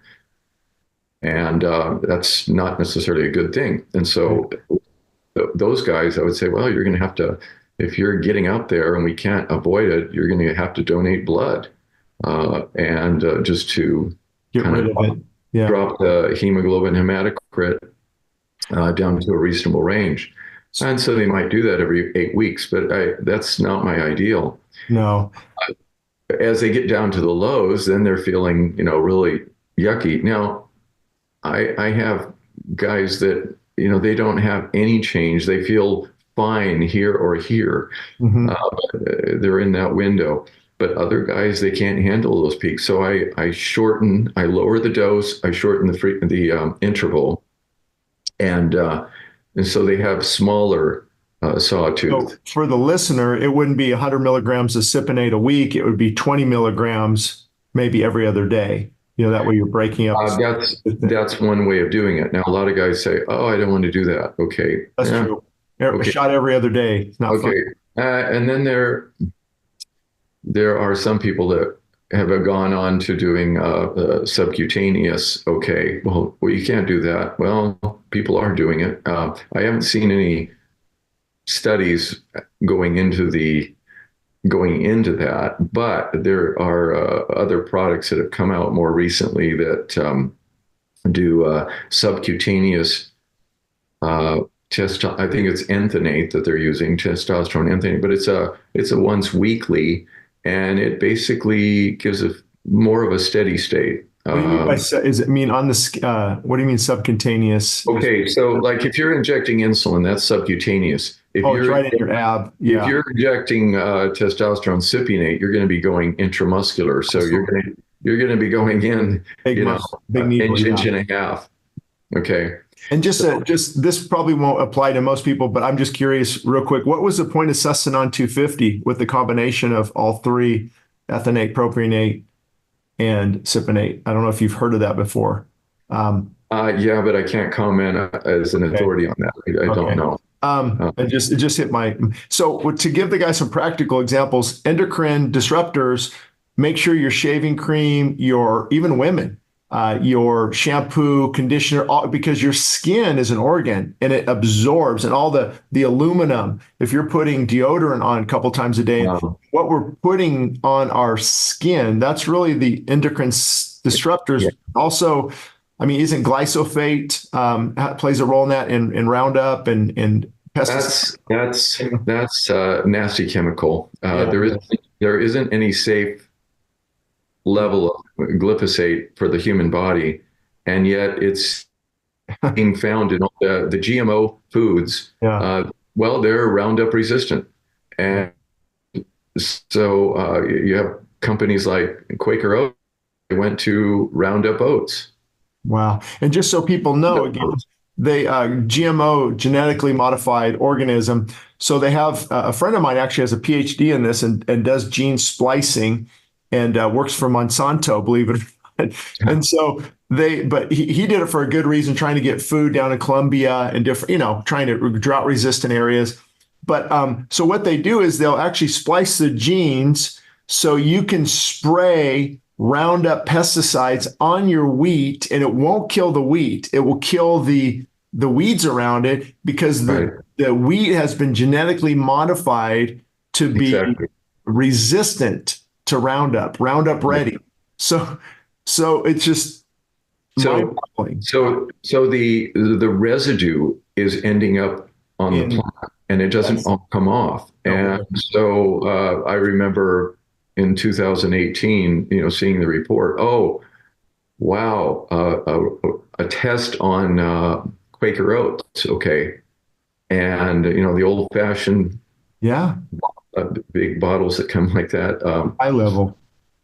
And they had a fair amount of glyphosate found detected in there. Well, there is no safe level of glyphosate, and it causes cancer. It causes a lot of things. Uh, it's like well, how much mercury or arsenic or what if you knew that was in there? Well, it's just a little bit of arsenic. That won't hurt me. Right. So so anyway, it's really not good, and we get into those. Uh, the very bad effects on our hormones too. But with regards to the testosterone, getting back to that, as far as the other forms, there are topical forms. There's gels and there's creams and patches. Those actually do give you a steady state, but you do have to put them on every day. The patch, yeah, again, every day. It's not always desirable because you get these red blotches all over your body every time you change it. The topical creams or gels, they can be transferable to other people if you have, small children. If they're in contact, you Sure, can yeah. rub that off. Um, Generally speaking, if someone is cognizant, aware of that, they avoid, contact, we're really not going to transfer it much. But you do have to, when you put it on, you're going to have to wash your hands really good, make sure that skin isn't exposed to anyone else. But that is a way you'll get a steady state after about 7 days, roughly. What If I was going to mention, what about, I know there's going to be a lot of women listening on menopause, hormone yeah, replacement therapy. What would you say is the percentage of women who don't need hormone replacement therapy who are actually taking it? If they would, change diet, maybe ideal body weight, there's a lot of things that can, I think my problem is, even yeah, with myself as I get older, is sometimes we want to run to this therapy but neglect a lot of the primary causes. right, yeah. So with myself, I monitor my T levels. Okay. I look at those, and I may not have as much as I had years ago, but I really haven't dropped off that much. Okay. And I'm just making sure it's not going to drop off. And I'm doing everything I can. But um, when I started being very mindful of my diet and all the other factors that influence it and eliminating things that will drop it, I, I saw it come up and it stayed up. So that's a good thing. With women, yeah, I try to optimize their diet. HRT is a life issue because there are women, everyone is different. There are women that say 10% they don't get any hot flashes or sweat. So they say, I don't know what the deal is. Right. When I ask people in the field, medicine, well, what's menopause? Oh, well, that's they go through this period where they have hot flashes. Well, okay, well, what if she never had hot flashes? Does that mean she didn't go through menopause? Oh, no, no, no, no. Yeah, she went through menopause. Well, how do you know? Well, what's the definition? The definition is cessation of ovarian function and production of hormones. So they drop off. Okay. Some women get vasomotor symptoms. Uh, some don't, and some they continue even 10, 15 years Oh, later. They're wow. still getting, well, wait a minute, that can't be. No, they still are. I've had patients, many of them, that have told me about their hot flashes still existing. So, for all these women in the middle, okay, every woman is different. Okay, they're going to experience maybe depression or anxiety. It peaks, it really goes up high in the perimenopause and the menopausal beginning. Okay, but it doesn't drop off that much after things settle a little bit. Okay. So things will And settle if they write it out. yeah, and things will settle out a little bit, but there's cognitive functioning issues. Okay, um, they may not be able to focus, concentrate, multitask, Okay. and so for a lot of them, that's devastating. And they see the other changes. I mean, they come in and they're going, "Wow, why do I have all these aches? I think I have arthritis, and my other doctor told me I have arthritis because this came on." And I'm bringing up the hormone levels a little bit. All of a sudden, the arthritis disappears. Well, it wasn't Wow. due to. So, yeah, it wasn't osteoarthritis. Especially the clue is that all of a sudden it came out of nowhere. Okay, and I've been having it for 6 months. Well, okay, and they say they're 51, 52 years of age. There's a clue there. But it's a quality of life issue. So they will lose their skin thickness. Their skin becomes dry, becomes itchy. They no longer have lubrication. They become dry down below. They have urinary problems. They can't hold their urine. Um, their hormones are dropping up. Women will drop off 50% testosterone production usually. I mean, the other half comes from the adrenals. So Um, do some women get on testosterone therapy then too? And estrogen, it just depends what they're Uh, on. yes, yes, but I don't put all women on testosterone. There are some women. I mean, I can't even let them smell this stuff. I mean, they really react. And Yeah. other women, I give them a little bit, and they're asking me for, can I have twice as much? Yeah. Yeah. Yeah. Because it makes all the difference in the world, and they feel like they have their life back. But every woman is different, and so I just say, I don't know what your template is. We're going to have to figure it out. And it's a little bit of trial and error. It's not one size fits all. And True. Yeah. usually the pharmaceutical industry has the model of there's small and large. Right. Yeah. That's what it's one or the other.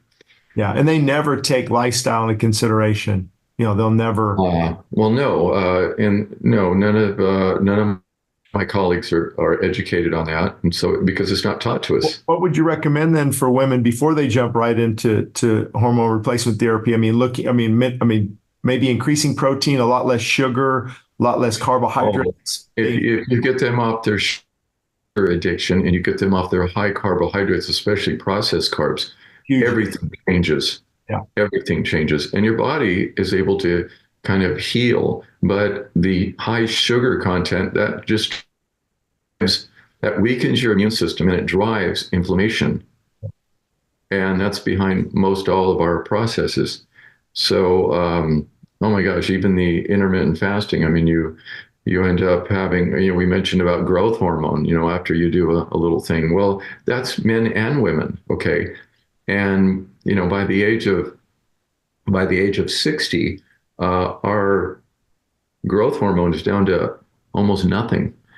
Okay, but gee, it's amazing where you can, increase that. You can change growth hormone. You can increase that by doing intermittent fasting, or you're familiar with this also. I mean, doing brief HIIT workouts. Okay, so you get the nitric oxide release, stimulating mitochondria, but it also stimulates testosterone and growth hormone. And so people what they hit is high intensity interval training.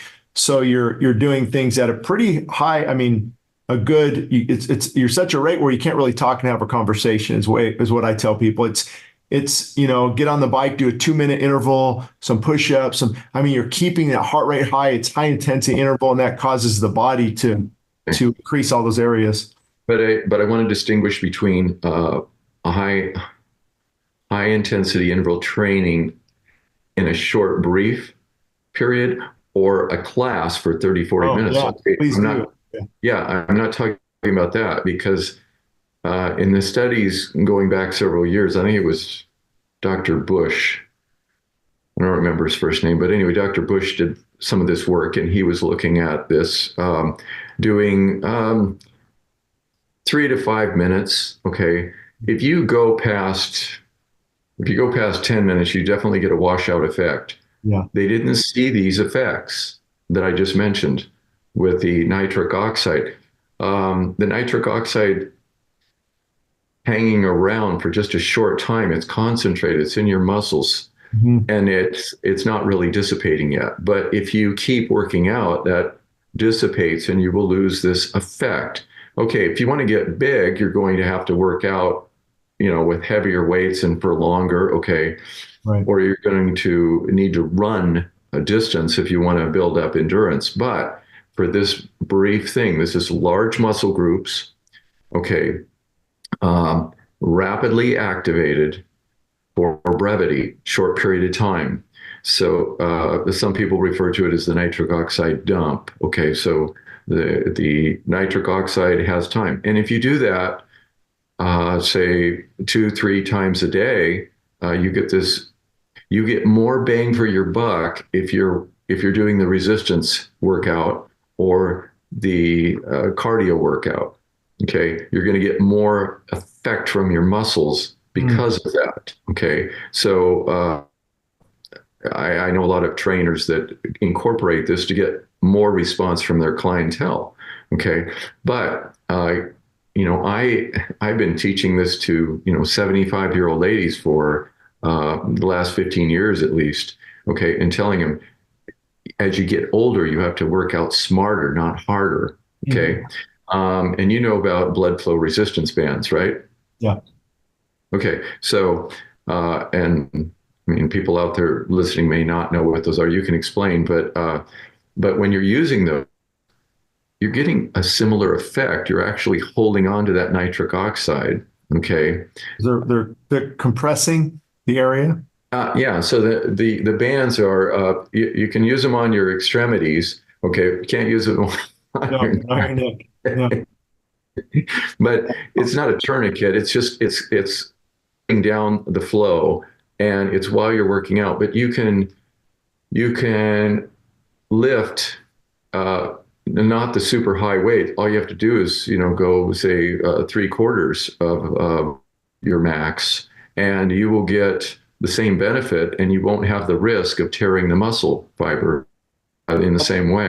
That's what I'm telling. For practical examples, people could just do some squats at home, or some tricep movements, or some bicep movements, or even not push-ups, but go down your knees, maybe have push-ups. I mean, there's a lot of things you can do to be strategic about, moving. Yeah. Patients, look, you don't have to go to the gym to do this real quickly. Look, I tell them first thing in the morning, okay, I do this every morning. I put on a podcast, and I will do like 5 minutes. I might do 2 minutes of push-ups, and then I come up with maybe I probably have 36 different exercises I can do. They're nothing more than calisthenics if you think about it. But I was telling this to a Pilates instructor, and she says, "Oh my gosh, those are Pilates moves," and she says, I know all those. And I said, well, this is how I want you to do them. And it does make a really big difference, and it gets people going. First thing in the morning. Okay, it only takes 5 minutes. Yeah. Sometimes I might do 7, but I try to keep it down. Key is to keep moving. To kind of wind down here a little bit, I know there's some topics that are so important. Each of these would take a podcast again on their own. But maybe I can just hit you with a few quick things that people are interested in. Just maybe, yes, it works, no, it doesn't, and maybe a few quick thoughts on it. All right. What about the big craze right now with hydrogen water? It seems to make sense. They're allowing hydrogen to go into their water before drinking it. I've been seeing a lot of. I've looked at that. I've read a little bit on it. Still up for discussion. I'm not. Yeah, it's still up for discussion. Someone asked me about something else the other day, and they said, "Oh, that's a bunch of rubbish." And I go, "Sounds like rubbish, doesn't it?" I go, "But I'm not gonna close because I actually need to look at that." Yeah, that's right. And so I'm still looking at that myself. But I do understand the principle behind it. We just don't know if it's will the hydrogen stay in the water enough to affect the cells in your body? That's my question. But well, the body, that's the whole thing, is the body has great adaptive systems in it to, for instance, people taking alkaline water. I go, well, you immediately put it in. You immediately put. Someone told me last week. They go, I took alkaline water, and all of a sudden my acid reflux was better. And I said, well, it's like taking an antacid. I said, do you realize that was, let's see, it wasn't sodium bicarbonate. They were using potassium bicarbonate, okay, that's put in the alkaline water. And I said, it's bicarb. And it just buffered your acid in your stomach. And all of a sudden, okay, but I don't address acid reflux disease That way. Yeah. just giving antacids, okay? But I said, that's what you did. And that's why I said, but your body, I said, so you just neutralized all that alkaline. Your body's going to make some more acid right after that. But people say, well, I need to eat more alkaline, and this is for cancer or whatever. Well, a lot of the foods that are alkaline, they end up being acidic by As soon as they touch when it. yeah. I mean, they're going to be they actually turn into acid molecules in the whole process of the digestion. So what you thought you were putting into your body as a alkaline substance really isn't. And again, once it gets into your bloodstream, your buffering system takes over as long as everything is healthy. Right. So that was my next question. I don't worry too much about pH level in the water. I mean, I don't know. Yeah. Yeah. Right. I don't, it doesn't make sense to me. Okay. As far as the physiology involved and Right.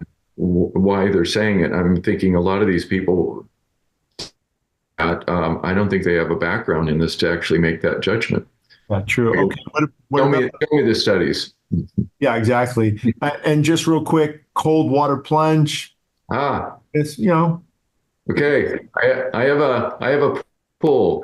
okay. It's currently about 50 I've degrees. tried it and it feels good, but it's not too easy. I don't know. Okay, so I know you're probably well versed on Wim Hof and that. Yeah. So anyway, my son and I sometime back, we were talking about this, and so we decided, okay, let's start doing it. So I mean, a couple months ago, yeah, it actually went down to 28 degrees in my pool. Okay, and I have the water flowing; it's still going. And Wow. so you get in as 28, that's below freezing. Okay, yeah, it's pretty stinking cold. And I will say that's hard, but it has tremendous effects on decreasing inflammation. Your body reacts to so if you go into extreme cold or extreme heat, it has these incredible adaptive things and you come out better. So Fasting is an extreme. Fasting is getting your body out of a comfort zone. yeah, out of the comfort zone. So the idea of going into a freezing pool, it's really hard, but you know that it's just going to be mainly the first 30 seconds. Yeah, that are hard. And I'm glad you brought that up because with Wim Hof or anybody else, what's really helped me a lot over the years is, okay, these guys, there's some good information, but they're not believers. They're not grounded in God's word. They're talking about evolution, it's like, okay, biblically speaking, I mean, the Bible answers food intake, exercise. A lot of these things can be answered even biblically, and I would say, yeah, we need to be exposed to cold and hot environments because that's how we were created. So I don't really have a problem with it. I just think, it's not a cure-all, Yeah, no, it's not a cure-all, but what my son and I noticed, because we'd go out for we do a hard workout. He's a certified trainer, by the way. Yeah, I remember that. Yeah, but he, we would do a hard workout. He was doing something else, I was doing something, and then we go for a long run, and we come back and we go into the pool. Okay, so after doing this a little bit, I told him, I said, "Hey, have you noticed that you have less inflammation post-workout?" Oh, And he says, absolutely. He says, yeah, I've noticed that. And he said, you're noticing it too? And I go, yeah. I go, this is pretty amazing. And then I thought about, all those pictures of these athletes that are sitting in a big tank of ice cubes. Okay, that's why. Okay, it totally downregulates that inflammatory response, but in a good way. yeah. Okay. And so that's why the researchers were wanting to investigate and use Wim Hof himself as the guinea pig. Let's see what your body does. No, it's And pretty amazing what he can do. I mean, it's, you well, know, yeah, yeah, and yeah, I don't want to climb. not ever so my shorts. I don't want to climb the mountain snowing in shorts, and I don't want to do that, and I don't want to jump into a mountain stream. It's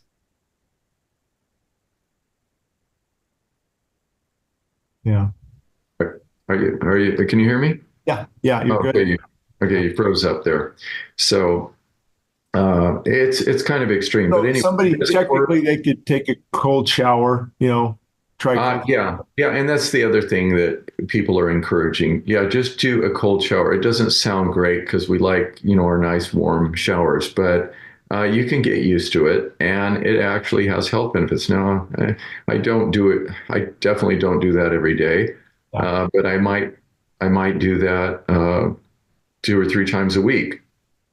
And, And oh, go ahead. Sorry. yeah, and even my son, I mean, back when it was like 32 degrees in the pool, he says, I'm going out there. I said, oh, you're coming down with something? He goes, yeah, I felt like I was coming down with something. So I'm going to rev my immune system up. So, oh, don't go out in the cold, stay warm. Okay. Well, anyway, he went out there for 2, 3 days in a row, and I mean, everything was gone. He says, yeah.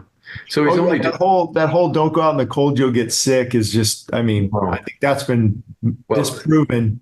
yeah, but everyone still believes it. So, I hear that a lot. we only do 5 minutes. Yeah. We're not doing longer than that. What's funny, they'll go, oh, I can't go out in the cold. I want to get sick. Well, you're going through McDonald's every day. You might want to watch that a little bit closer than yes or no, red light therapy. Ah, Seems yeah. like- Okay, so there's different types of like infrared saunas. Yeah. Okay, so near infrared, good. Okay, far infrared, I don't know that it does that much. Yeah, true. Because it's not close to Okay, it. so far infrared, it's going to penetrate, about this deep, um, in your under your skin, maybe just a little bit.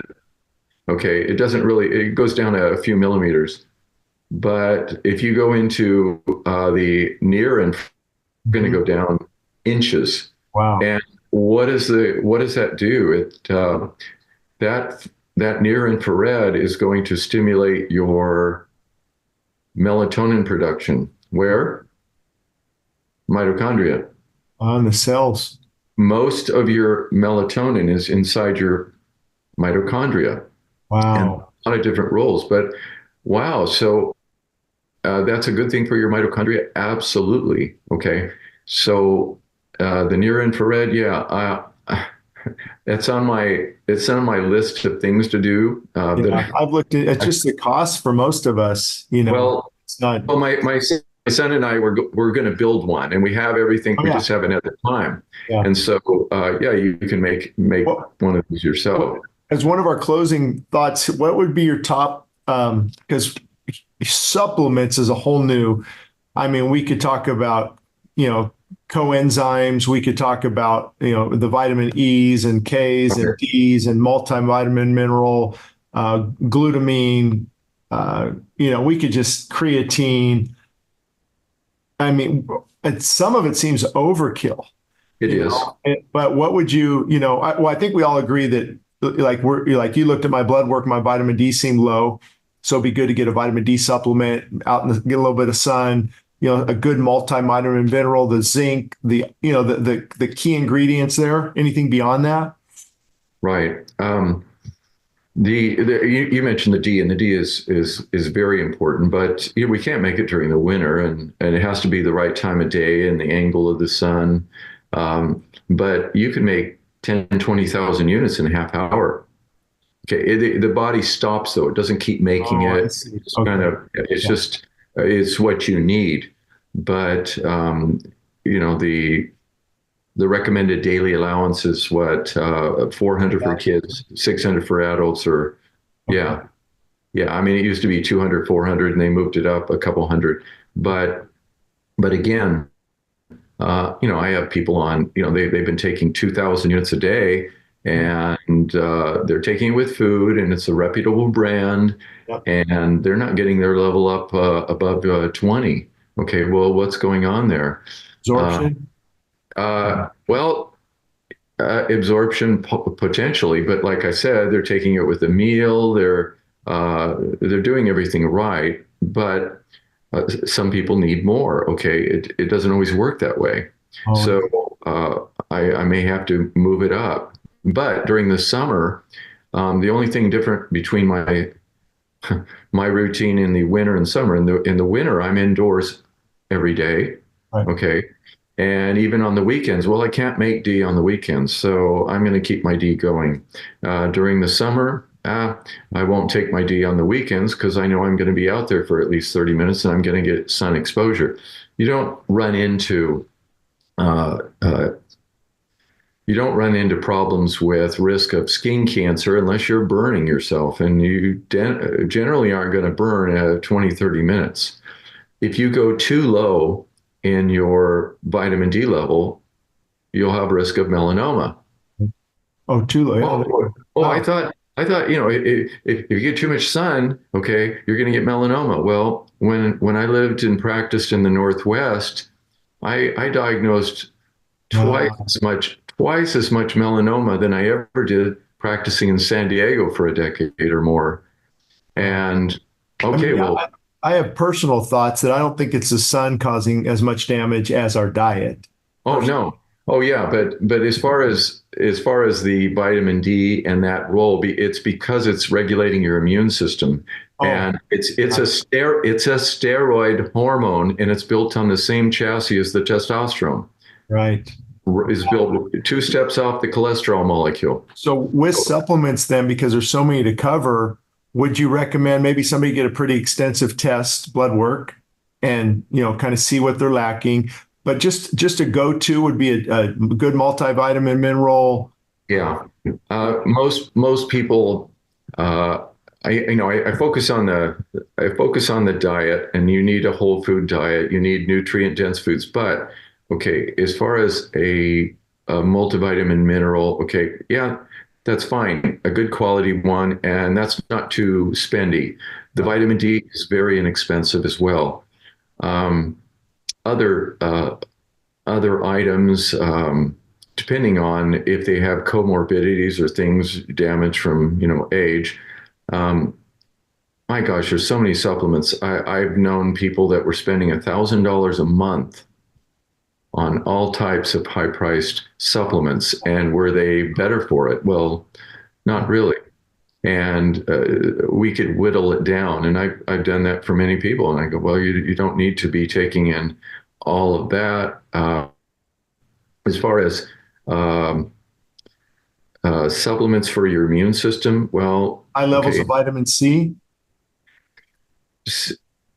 when you become ill with something's entering your Yeah. yeah, I ramp up the C. So, for instance, during COVID, people in the hospital that were suffering from severe COVID, their levels of ascorbic acid, vitamin C, were at the level of scurvy. Okay. Oh, Okay. Well, why? Because your immune system is highly utilizing vitamin C. yeah. It's just it's one little spoke in the wheel. Yeah. During COVID, the patients hospitalized, severe COVID, one of the highest risk factors was low glutathione. They found out that was significantly correlated with worse outcome. Well, glutathione comes from your liver. It's one of the most important, if not the most important, antioxidant. Yeah. Yeah, in your body. Now, how do you raise it? Well, you could take liposomal glutathione. It's a little more spendy than taking NAC, N-acetylcysteine. And N-acetylcysteine raises glutathione. So we've used that for forever. In the hospital, we use it, Mucormyst. It's mucolytic, anti-inflammatory for the airways. Wow, good stuff. We've used it in the respiratory wings for decades. In the emergency room, we give it in super high doses, and it nullifies, detoxes acetaminophen, Tylenol overdoses. So Vitamin C in high doses? Oh, no, this is Oh, NAC.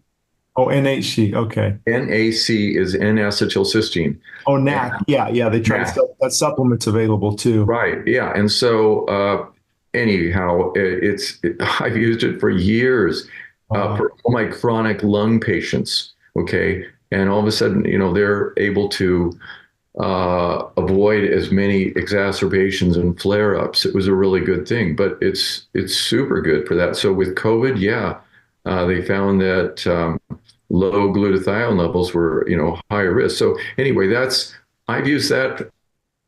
My patients, my arsenal for 25 years, I've used that along with C.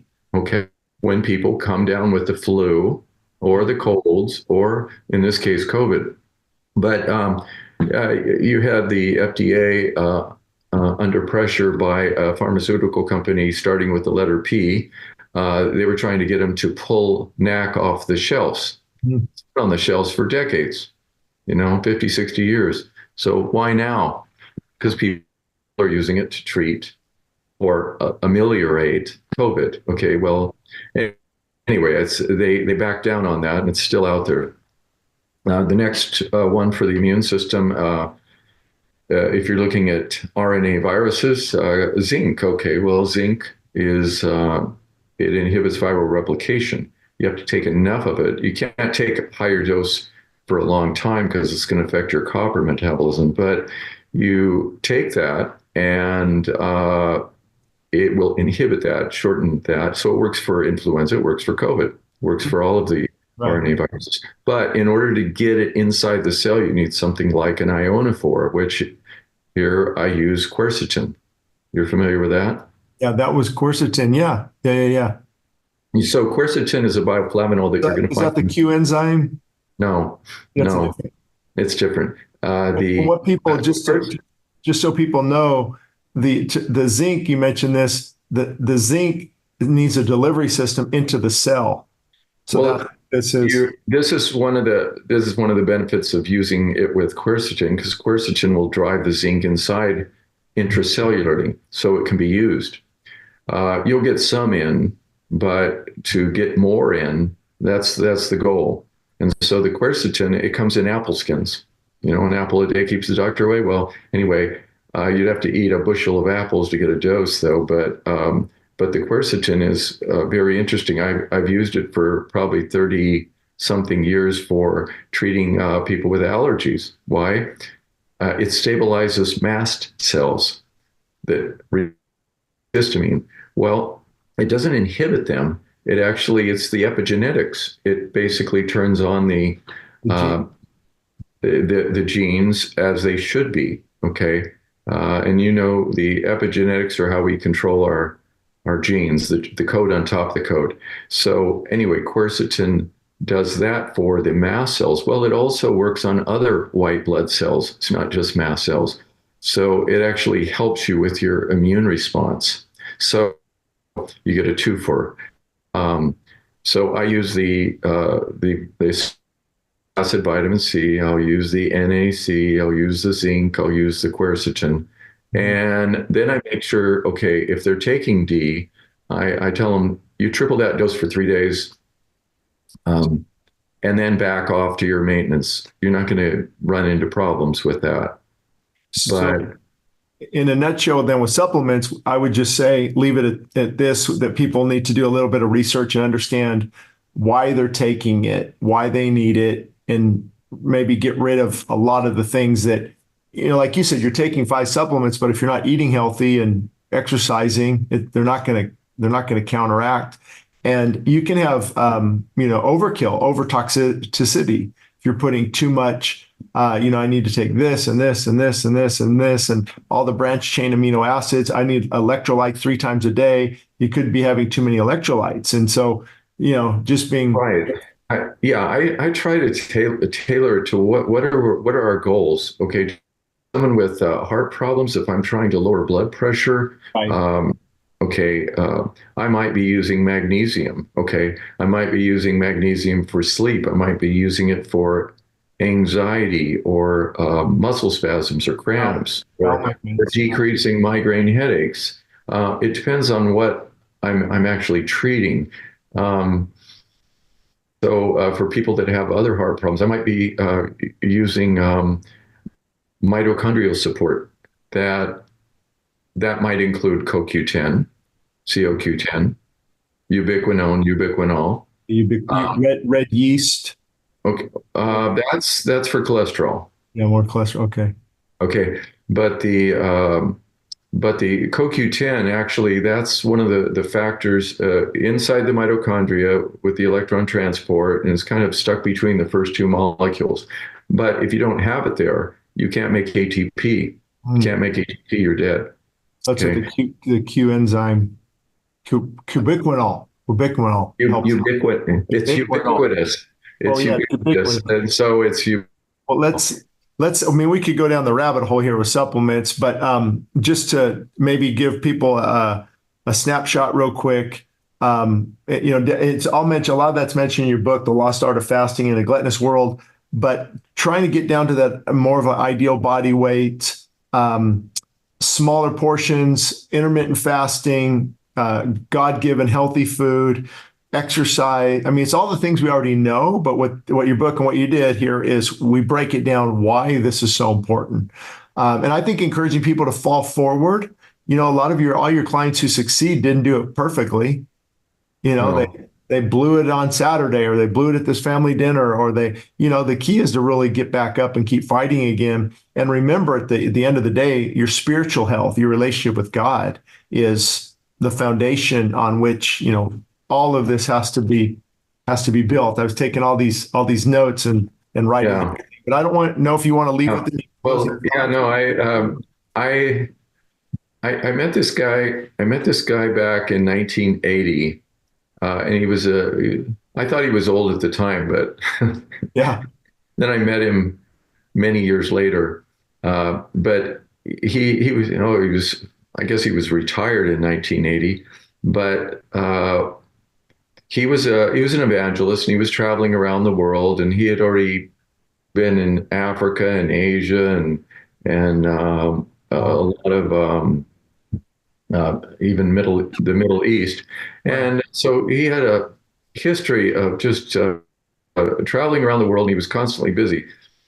Now, fast forward when I was living in the Northwest, one of my patients, he was a pastor, and his wife was also a patient of mine, and she said, "Hey, I want you to meet my uncle." And I said, "Your uncle? Who's your uncle?" And so she told me, and I said, "Oh, I know who he is. I met him in 1980." Well, Wow. this is like 2000. I don't know, where was it?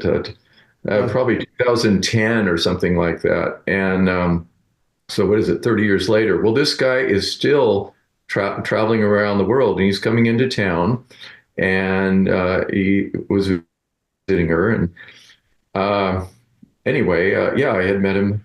I had met him. I was just early in medicine, and I had a lot of questions for him. But the people that were working with him, now this guy's nearly 90, okay, and he's still going strong. Now they're half his age, but they can't keep up with this guy. And I wanted to know, well, tell me about that. Well, he won't. He only eats healthy food, and he brings the food with him. And so his response to, well, why are you doing that? Because God's not with me yet. When he's finished with me yet, I'm ready and happy to go. But I'm not going to be taken out because of my poor discipline. He says, so I'm gonna take care of my temple. I'm going to take care of my body until it's time for me to go. Now, Wow. this guy, his wife had passed on. His daughter was helping him with the ministry, but he says, "Oh, I'm flying over to." He was going somewhere over in Asia, and Yeah. he said, "No, the Lord is calling me." He says, "Here, I just wrote a couple new books on this whole topic." He says, "Here you go." And so this guy is going well at 90. So Even anyway, right now, no, this was back this in was the early this was 2000s. back in I don't know, 2010 maybe. What did he say though? He only ate healthy no matter where he went. Yeah, he brought his food with him because he says, I can't afford to be taken out. And he says, the enemy wants to take me out. Okay, tempt me with this or that. And he said, look, I want to be with Jesus, but I don't want to get out early. So Amen. to me, was okay, I was already doing this stuff, but I thought, oh my gosh, he's a role model for me. Wow, that is awesome. Well, Dr. Paul, thank you so much. And again, your website's probably the best spot to go, Dr. Paul Brillhart. Well, Brillhart. that'll be the link for the book. Book when it's available. drpaulbrillhart.com.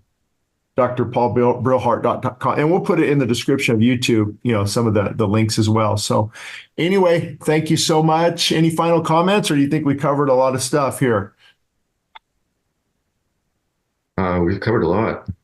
But with the bottom line with your fasting book is we should all be intermittent fasting to some degree, I think, instead of just keep caving in, I think this is, as I mentioned before, it's the default state of man.